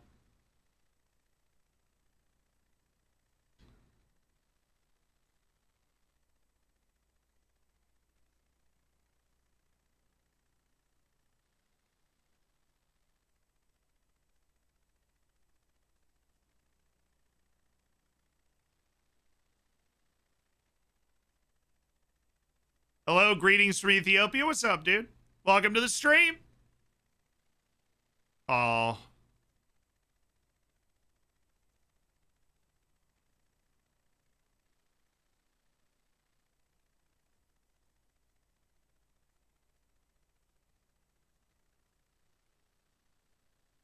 You gonna do anything for the Women's World Cup? I'll probably do watch-alongs for the U.S. games, but I admittedly, because they're not in Football Manager, I know so much less about the women's game. I know most of the relevant players in the U.S. women's team because I'll watch all their games at the World Cup. But I know so much less. Like, I'm not gonna do preview videos for it or anything because I don't know. Like Grealish, I recognize those calves. Looking good, dog. Australia, New Zealand this summer, I believe, right? That's the another U.S. trophy incoming. That's what I'm talking about. Whoop. It.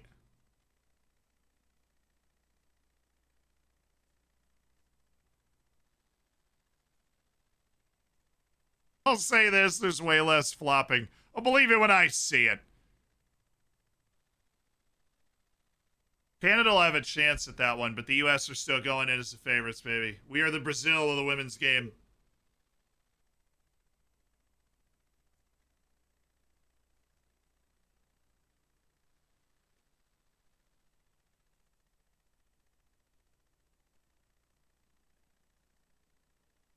England does have, I think England might have the best chance of both their side. Spain's stupid good, and they're still alive in the World Cup. There are a couple of countries that could go for the double, which I don't think anybody's ever done before. Own both World Cups at the same time. But, I mean, the U.S. is going to win the Women's World Cup, so it's kind of a moot point, you know. McGuire's going to be our downfall. Did he actually? He had a crucial knee on that opening chance. Crucial knee. Other than Boulaye Dia was breaking towards goal.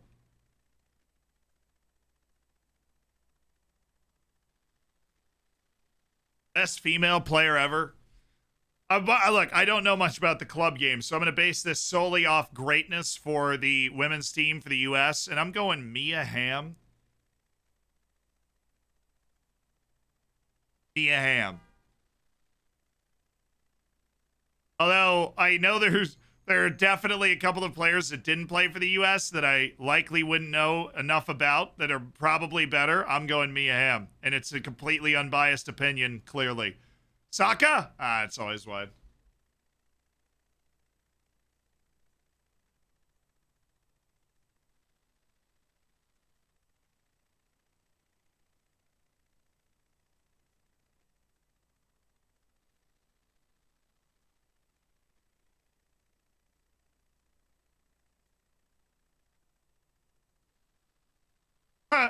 I was so good from Koulibaly there. Little step over.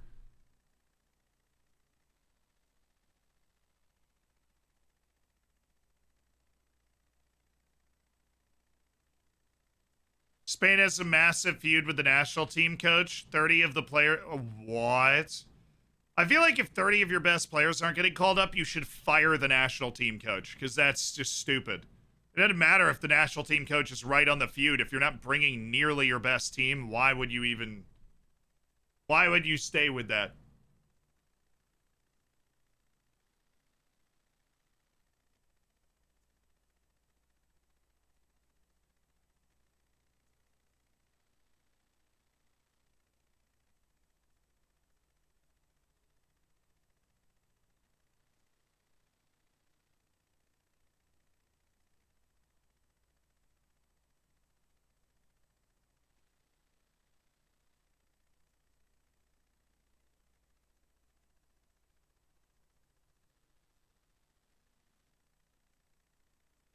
Oh, the Spain head coach on the women's side's related to the leader of the FA. Oops. Huh.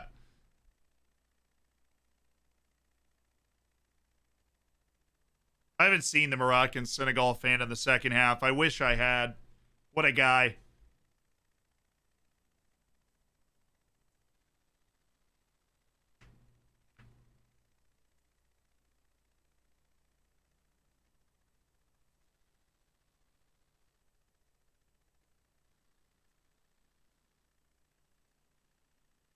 Look what I found. He just parry that between his legs? What just happened? Oh, he literally could not decide how he wanted to stop it. He started with the railroad tracks and then switched to this, hit the heel of his hand. That was dangerous.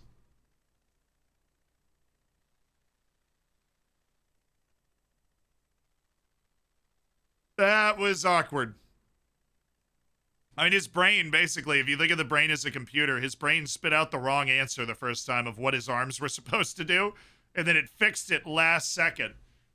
And he was able to get enough of it that it didn't matter. But that was poor. Oh, who is that? Pape Gueye should have gotten to that. Oh, he's so open. Oh, where's the defense there? Oh, Bukayo Saka from Phil Foden. The future is bright. Goal! That's what it is.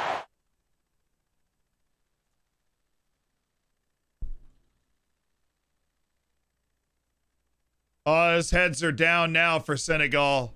Us heads are down now for Senegal.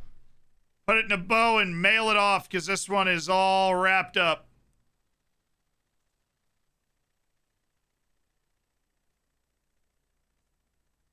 They have turned a round of 16 match at the World Cup into an exhibition. Once Pape Gueye missed that play, Phil Foden was on his rampage. The defense didn't get the line right. He's clearly onside. What a pass by Phil Foden for the second time today. A deserving assist from Sir Philip himself. And that was nearly saved. Are we actually good? I've been telling you. World Cup semifinal and Euros final on penalties. England's one of the best, if not the best team in the world right now. And that is looking, yeah. A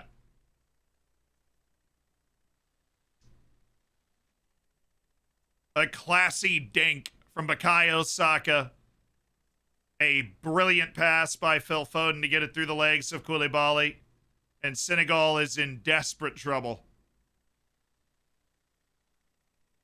England, France, Netherlands, and Argentina. That's how we're setting it up right now. And in a World Cup that's had so many upsets, the first four knockouts have gone right down the better line. With the favorites winning, and Europe kind of redeeming itself. Europe only had 8 of the 16 teams in the knockouts, which for Europe is like a little low. That's 5 European teams knocked out in the group stage.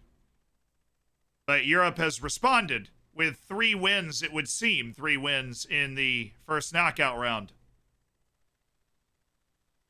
Good run by Walker.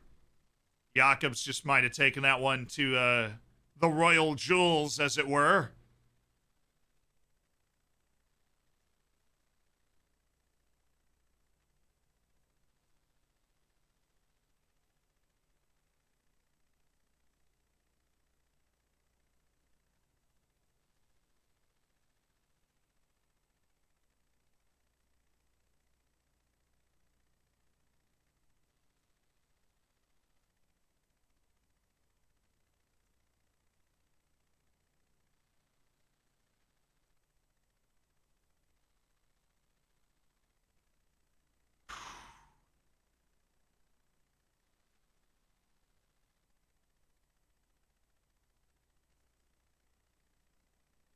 So they were great. No, okay, so 13 European teams make the World Cup and 8 made the knockouts. That means 5 European teams didn't make it out of the group stage. And there can't be more than 2 European teams in the group stage, so it is possible for all 13 European teams to make it out. That means there were 5 European teams that were eliminated. But so far, Europe's 3 for 3 in the round of 16. And Africa's one of Africa's 2 teams looks on the chopping block here today. Asia already lost its team. CONCACAF's out entirely. So this doesn't look like it will be the. I mean, Japan might be the best hope for a non-South American or European winner at this point. Be Japan, South Korea, and Morocco. Maybe Morocco, if they can beat Spain and get hot. I think they have a shot at Spain. They'll be underdogs, obviously, and they'll have none of the ball. But thoughts on Japan, Croatia? Fabulously interesting tie. Can Japan beat a team that isn't objectively one of the best teams in the world? Who knows? Will Croatia continue to be an outstanding tournament team and continue to cement itself as one of the best teams in the world, worthy of being in the exact same sentence as Belgium and the Netherlands, and teams that are often considered world-class teams but are just a smidge short of the Germanys and Frances and Englands of the world, but are right on that next tier of teams that can always expect to be at major tournaments and so on and so forth. I said 2-1 England. I was wrong about the way this game was going to go. I thought we were due a competitive game, really. I thought Senegal's stout defending and their defensive record were a good indication they could keep it close, but they can't right now.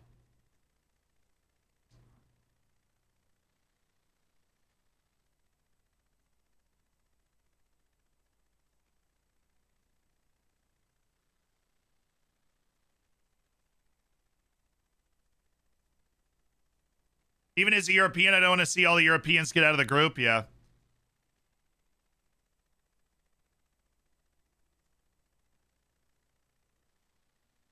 Hey, Jack's coming in.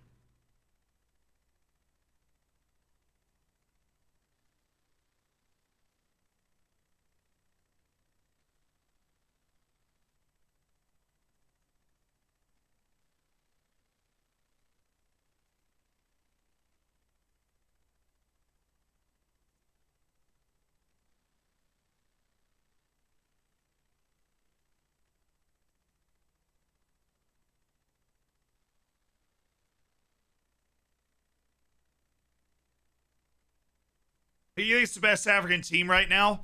No, it's not Senegal right now. I know they're the African champions, but they won it on penalties over Egypt. North Africa had a shocking AFCON.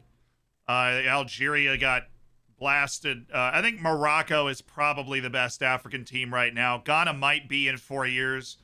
They were the youngest team at this World Cup, and they adding Lamptey and Iñaki Williams just adds two top league talents to their team. And they've got guys that are coming through that are good. But I think best talent in Africa is Morocco right now. Are Ivory Coast good? No. I mean, they're not bad. Oh, Jordan, no. You okay?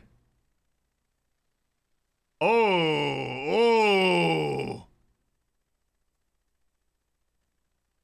That could have been bad. I don't think it was. But I see that knee scar for Jordan. That knee has been reconstructed. He's got the scar right down the front. You got a reconstructed knee. You take a knee to the side of that while it's planted and all your weight is on it. That could, yeah. Somebody has had a serious knee injury in their life. That's just, I hate watching those, honestly. Bakayo's off. And Phil Foden is off. My player to watch, dropping 2 assists and then dipping. And they're bringing in Grealish and Rashford.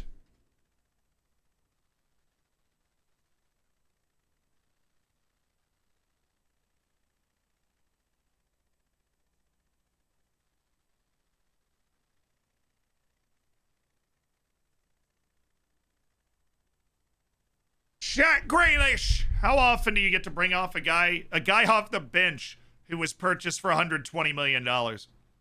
That's what England can do.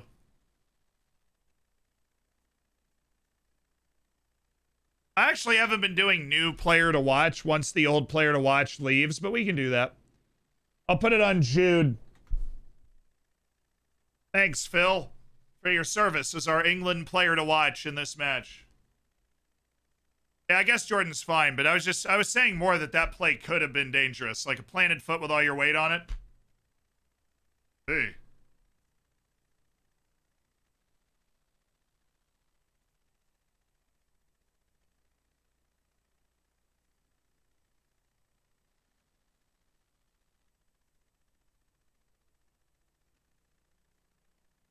Shout out to El Salvador for getting some time on the World Cup stage. The main ref is Salvadorian.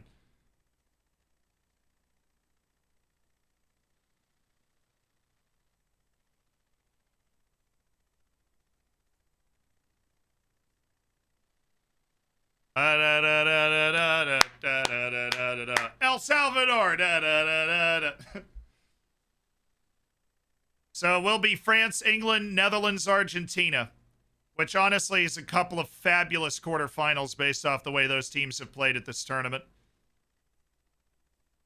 France and England is really, I think if you're the English national team, you have now met your minimum expectation. Where you would say, like, are we going to hate on this performance? No, you won your group. You won a knockout match. If you go out to France, you'll feel the same. I think you'd feel the same way that I felt after losing to the Netherlands. We're making it to the round of 16. That was like the goal. We're there. But I think you've kind of matched your level of expectation if you go out to France in the next round if you're English. You start to exceed that expectation if you beat France.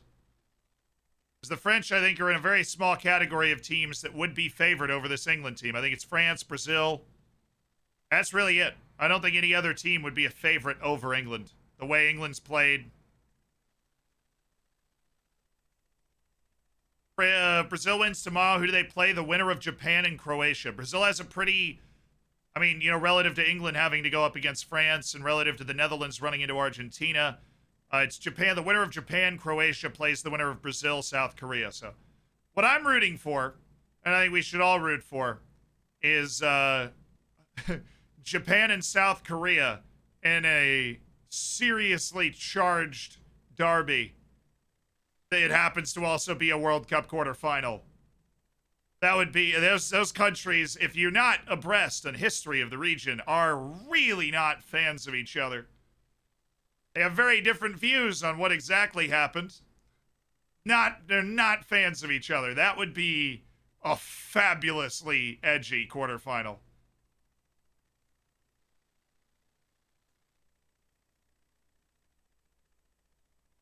I think the next World Cup U.S. is stronger. I think obviously, yeah. I think all of our stars will still be in their 20s when and we'll be hosting. In the U.S., even though the U.S. fandom waxes and wanes, it's always at max volume in the World Cup. The match against Iran, I haven't seen the figures for the match against the Netherlands, but the match against Iran had more viewers than any game of the World Series. Like, it takes over public discourse in the U.S. And I think that, especially with the home World Cup, the hype's going to be outrageous, and it should power us through like another round or two.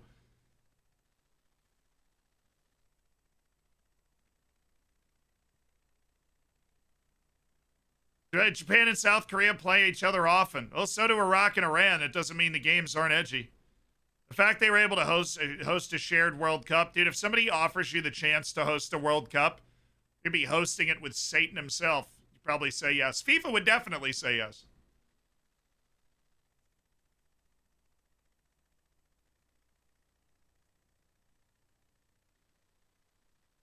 Spain and Morocco is another fun match. Those teams don't get to play a lot, too, because they're not even in the same region. But historically, Morocco and Spain have a very long, often contentious relationship with one another. Yeah, Mexico said yes. Fair. You see the whole FIFA would host a World Cup in North Korea? I'm like, bruh, how? Nah, okay, look.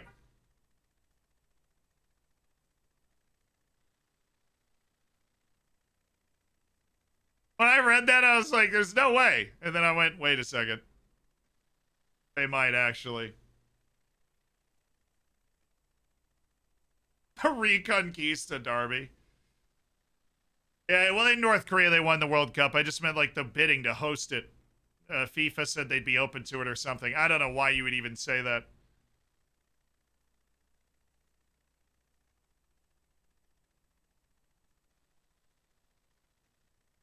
Although I would really enjoy watching England fans show up in North Korea and just be England fans in North Korea and just see how North Korea handles that, I would love a reality TV show where that happens. Although I've often been a proponent of a reality TV show where we take someone from Alabama and just drop them in the middle of Paris with no context. Why do we not do that? Who is in charge of a TV network that I can talk to? That's what I want. I want to take a dude from Jackson, Mississippi, and just drop him on the, like, underneath the Eiffel Tower, and then everybody running the show just runs away, and now figure it out.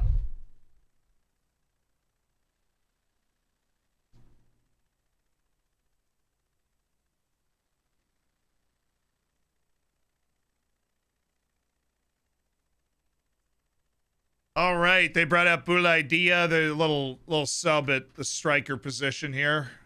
Famara Diédhiou, which is interesting. I mean, I would have thought they wanted to keep Boulaye Dia out there, but he must have noticed something in his effort level, and obviously this match is very far out of reach. Those Senegalese are dancing away, though. That's what it's all about. I mean, I guess if we did that and you brought him to, like, Birmingham or, like, Newcastle or something, and just for the accents, that would be funny, too. Nice Mongolian flag in the stands.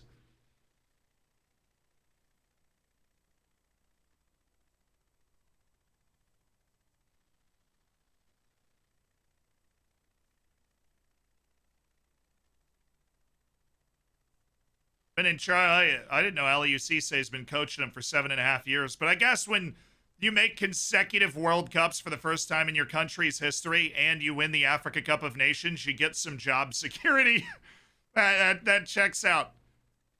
Yeah, your first ever African championship, first consecutive qualification ever for the World Cup. He's got job security.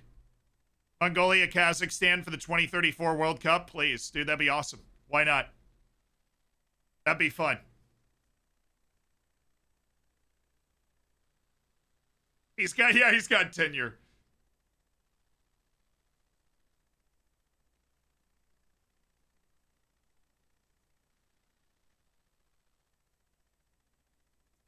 Honestly, if I was Mr. Beast, I would do that.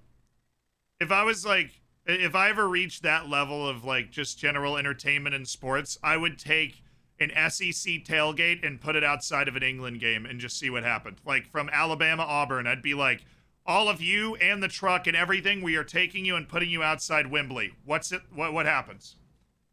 I don't know. I think it'd be fun.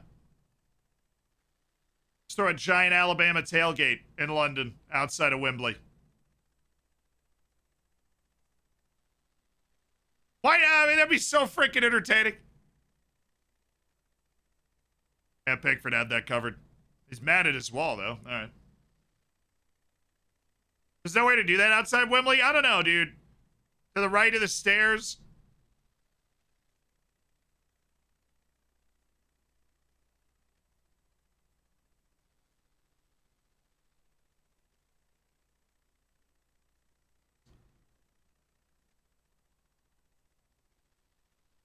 Hey, Mason, what's up?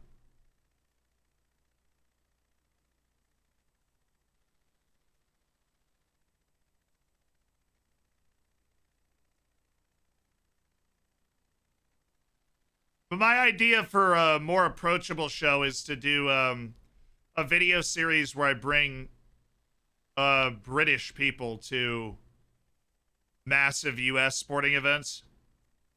You know, like the Indy 500, go to just a huge American football game, like in a big American college football game. Go to March Madness and just bring them to that experience. I always thought that would be a cool video series. It's an idea I've had for years and will hopefully be able to execute in the years to come if I can keep making videos and streams that you guys enjoy watching.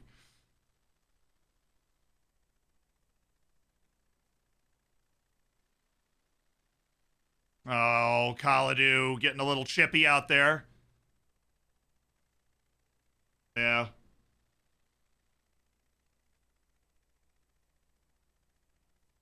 If I see any UEFA teams making their first World Cup, there's not a lot of European teams that haven't made a World Cup.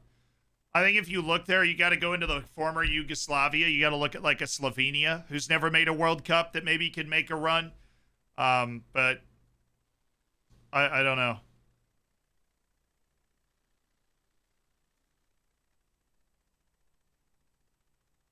Oh, it's Mount and do I spy a little Eric Dier back there? A little Eric Dyer? San Marino. Where are the U.S. playing? Harsh. Definitely harsh. Bellingham and Stones. Stones, really? John Stones hasn't been involved in a play in 30 minutes, and you're taking him off the field instead of Harry Kane?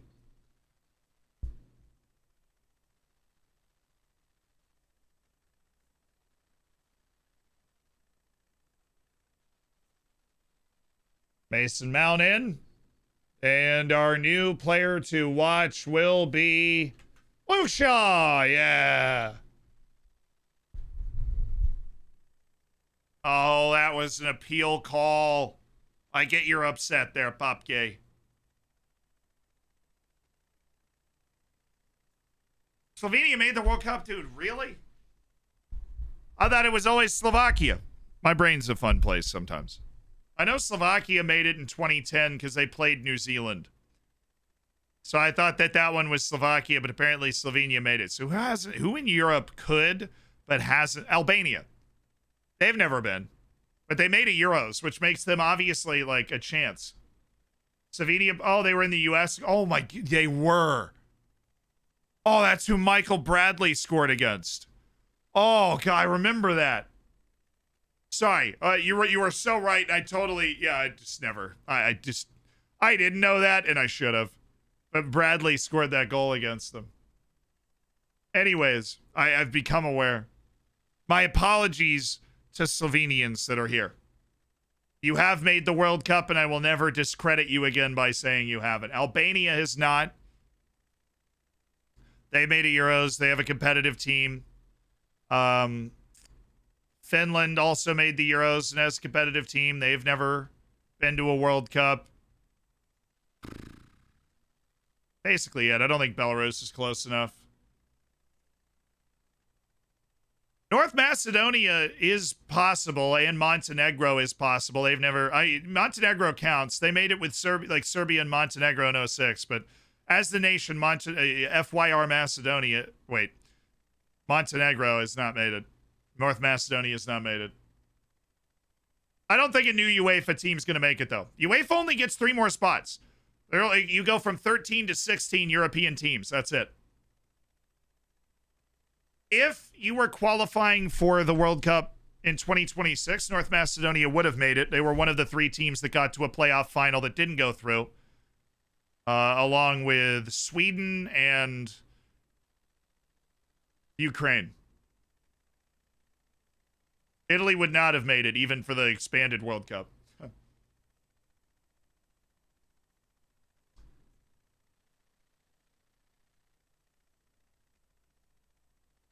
Scotland has, of course, Scotland has a chance. Ireland has a chance. Northern Ireland has a chance. You add those 3 more teams, that's just a bit of a more open window for countries like maybe in Iceland to slip back in. Sweden to get back in there. Yo, Harry. Trying to pad those stats. I see you. Is Russia competing in the next qualifying cycle? No, they are still suspended. I would imagine as long as they're still at war that everybody disapproves of, they will remain suspended. Oh, yo, what? Skyhawk! With another $100 donation.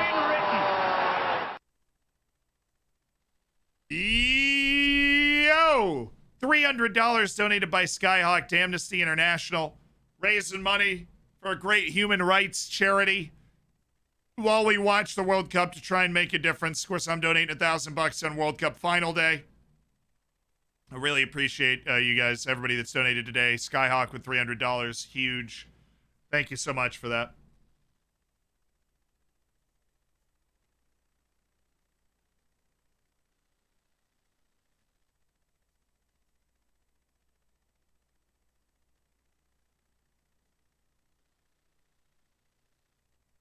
Yeah, so Russia did try to join the AFC, and the AFC rejected them. So Russia's just basically not going to compete for an undetermined amount of time in the international arena. They're just not. So until you hear anything different, assume they're just out of everything. Yeah, they applied to go to the AFC. The AFC was like, no. Like, why would they want to do that?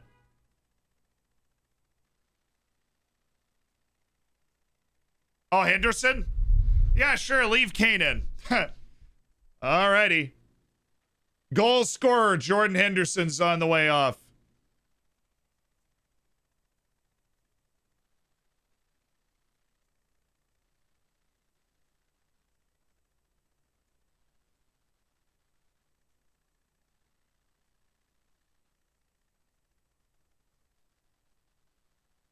All right, Calvin Phillips, welcome in. Welcome into the action. Guy who's like not even played all year.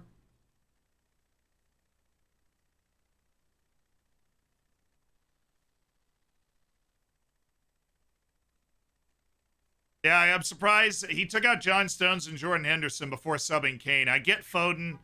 I get Saka. I would also... Oh, wow, that's a bloody knee. All right.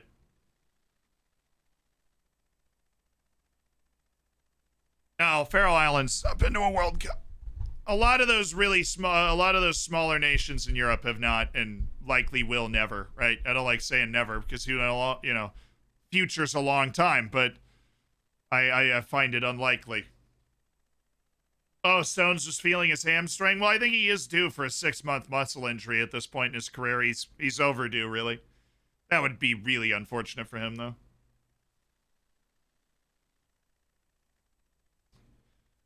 You joke about Luxembourg, but if Iceland can make it with 340,000 people, Luxembourg's got over 1 million. So why not dare to dream, right? But if you're Gibraltar and you got like 30,000, that's a whole different ball game than even Iceland.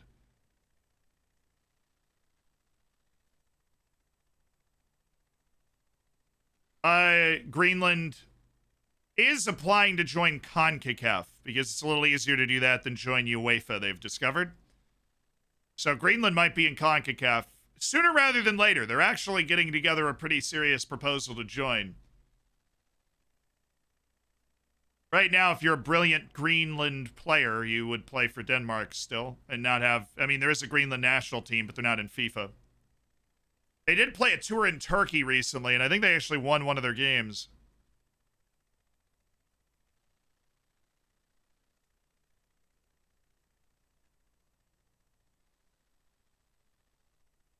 It's better passing here from Senegal. I think, obviously, England's effort's gone down. Oh, that's better. Oh, they needed that. I mean, if you wanted to have any chance to make it, like, frenetic at the end, Australia style, that was the best chance they've had since the first 30 minutes of the game. Good ball. Fairly uncontested header. Oh, final sub. All right. Let's do this. Oi.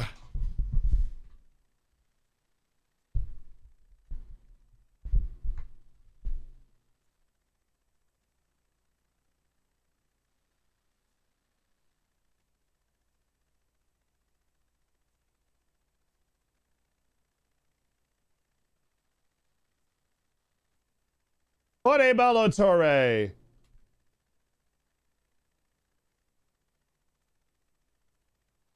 As the final sub in the game, actually, both teams have used all 5, which doesn't happen a lot, really. Imagine a CONCACAF qualifier and nuke in the winter. Well, I would assume Greenland would build an indoor stadium, but, Canada doesn't do that, so...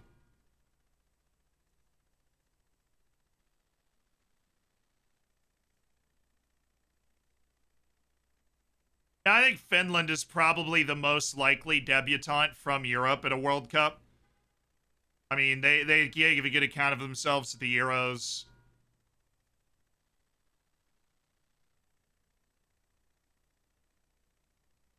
Do you think we might see a non-New Zealand OFC nation? I think the only team that has a chance is the Solomon Islands. They have one star player named Rafael Leai who looked great in OFC qualifying. Tahiti made the Confed Cup back in the day, but Solomon Islands it would have a chance. Solomon Islands actually has like 700,000 people. It's twice the size of Iceland, so why not dare to dream that they could at least build a team that wouldn't lose 8-0, you know? New Zealand beat them 5-0 in the final round of OFC qualifying, though, even though they played New Zealand tighter in previous rounds and ties. That final was all New Zealand.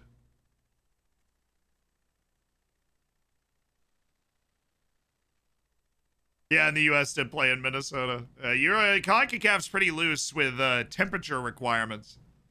Maybe they want to play outdoors in Nuke in January.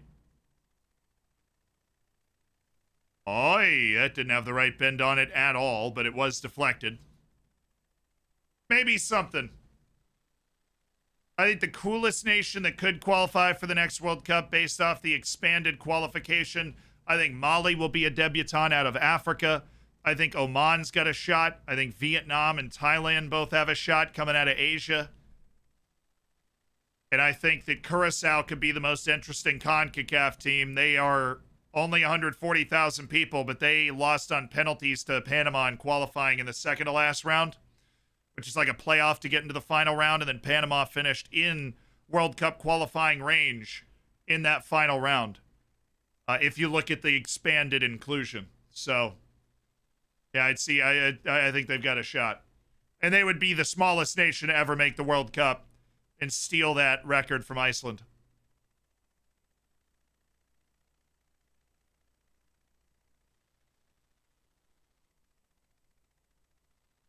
Mali have never played at a World Cup. No. Mali is, in my opinion, by far the best team that's never played at a World Cup. It's amazing they haven't made it.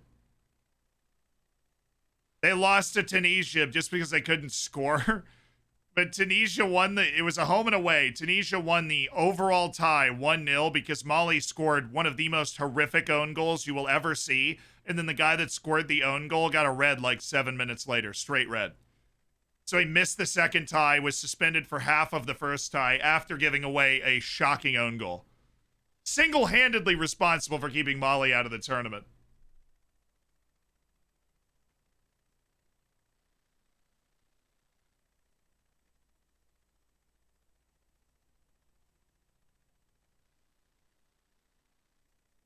Da, da, da, da, da.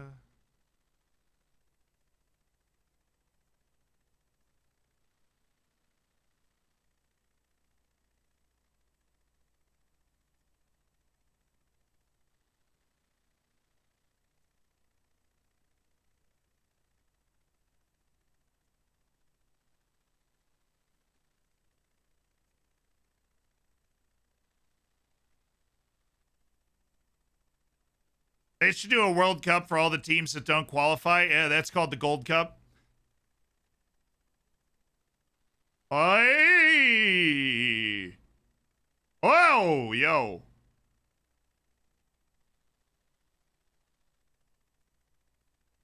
That was a bad shot.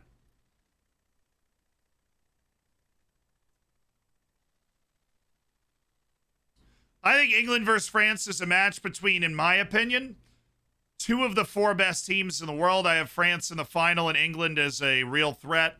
But in my predictions, I had them losing to France in the quarterfinal. I think it will be maybe even a 3-2. I think it'll be pretty fiery, pretty explosive, pretty good. Maybe penalties, maybe extra time, you know? I think it'll be fun. I think Africa or Asian nations can win the World Cup. Absolutely. I think a nation from every continent can win the World Cup. I don't think it'll ever be like you look at Asia the same way you look at South America, right? I don't think that'll ever be the case. There are only so many world-class players out there, but I do think a nation from every continent can win it. I mean, when you look at the level, the level has narrowed between Oceania. It has to be New Zealand, and it has to be, you know. I mean, it is. I won't say it's impossible, but it is one in maybe in my lifetime, 1 in 100, 1 in 200. I'm trying to think like If I have the hi, hello Rashford. Like if I build a simulator for the 48 team World Cup, maybe New Zealand wins one. Maybe. I'm talking maybe one in a couple of hundred. But I'm not talking about Oceania. I'm thinking Asia, Africa, CONCACAF, Europe, South America. I think all the like CONCACAF, Asia, and Africa. That's always the question. Those are the three abstract continents. Oceania is the end one, basically. But the more abstract continents, especially as the vast majority of you guys are European and South American to begin with, those are the footballing backwaters. And I think teams from those continents can win. The gap is narrowing. Asia showed that. More Asian teams than South American teams have made it through to the knockouts. I don't think anybody would say Asia's better than South America, but that is also a true sentence.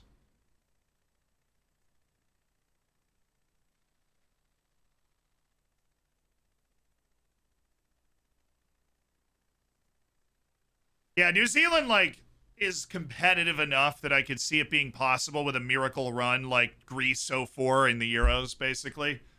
Where, if they get the right generation, a fortunate draw, and they pull off a couple of upsets like they did in 2010. They drew, I can't remember who they drew, but they drew a big team. They drew a pot one team.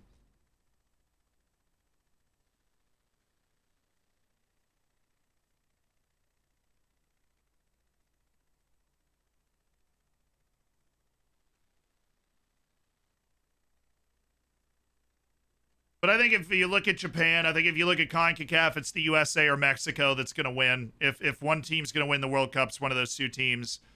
I think if you look at Asia, I think it's Japan. I think Iran does have a really good chance. They love the game. They develop good players. They have a national team with identity. I think that they need to figure help at home before they can build a national team that can compete at that level. But I think Japan, South Korea, and Iran have a real good look at it. I know China wants to be that team, but I don't think they are.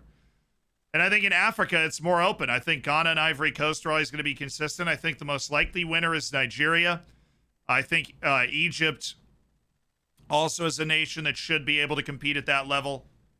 But I think Nigeria is the most likely team out of Africa to actually win a World Cup. Them missing this World Cup was a real come to Jesus moment for them, because they had the longest active streak out of Africa making World Cups before they got bumped by Ghana.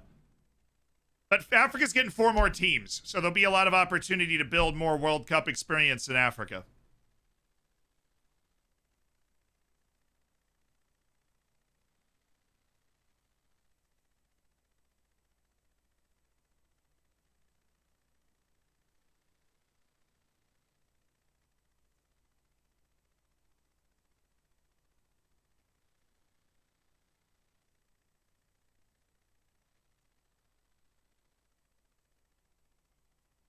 Obviously, with the talent level of the current teams, it's all pie in the sky, but Nigeria's got an incredibly deep pool.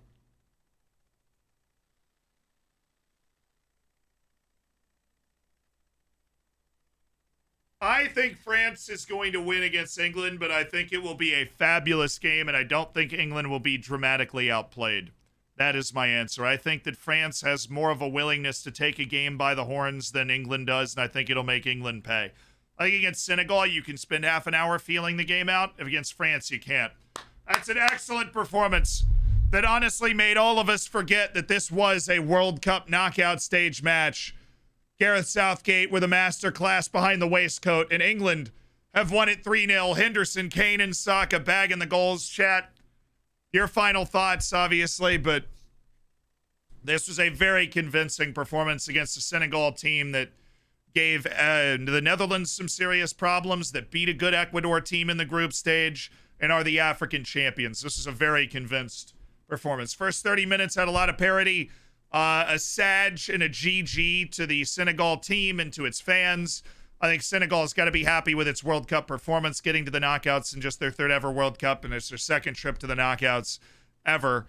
But are obviously sad they couldn't keep it competitive for the last hour of that match, because I think they did do themselves a little bit of a disservice in the international stage with that. Sad Senegal noises, very much so. But that sets half of the knockouts. Argentina and Netherlands. England and France.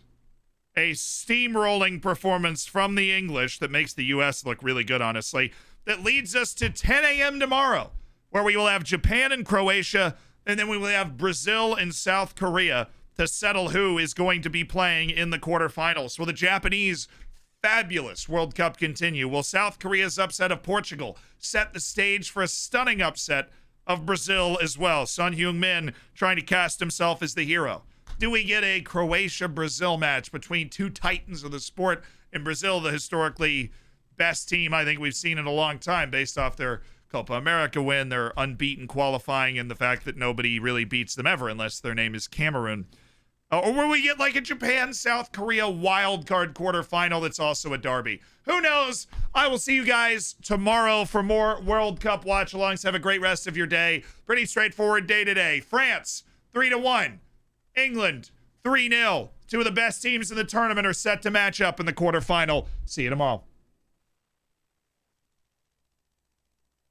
Adios, everybody.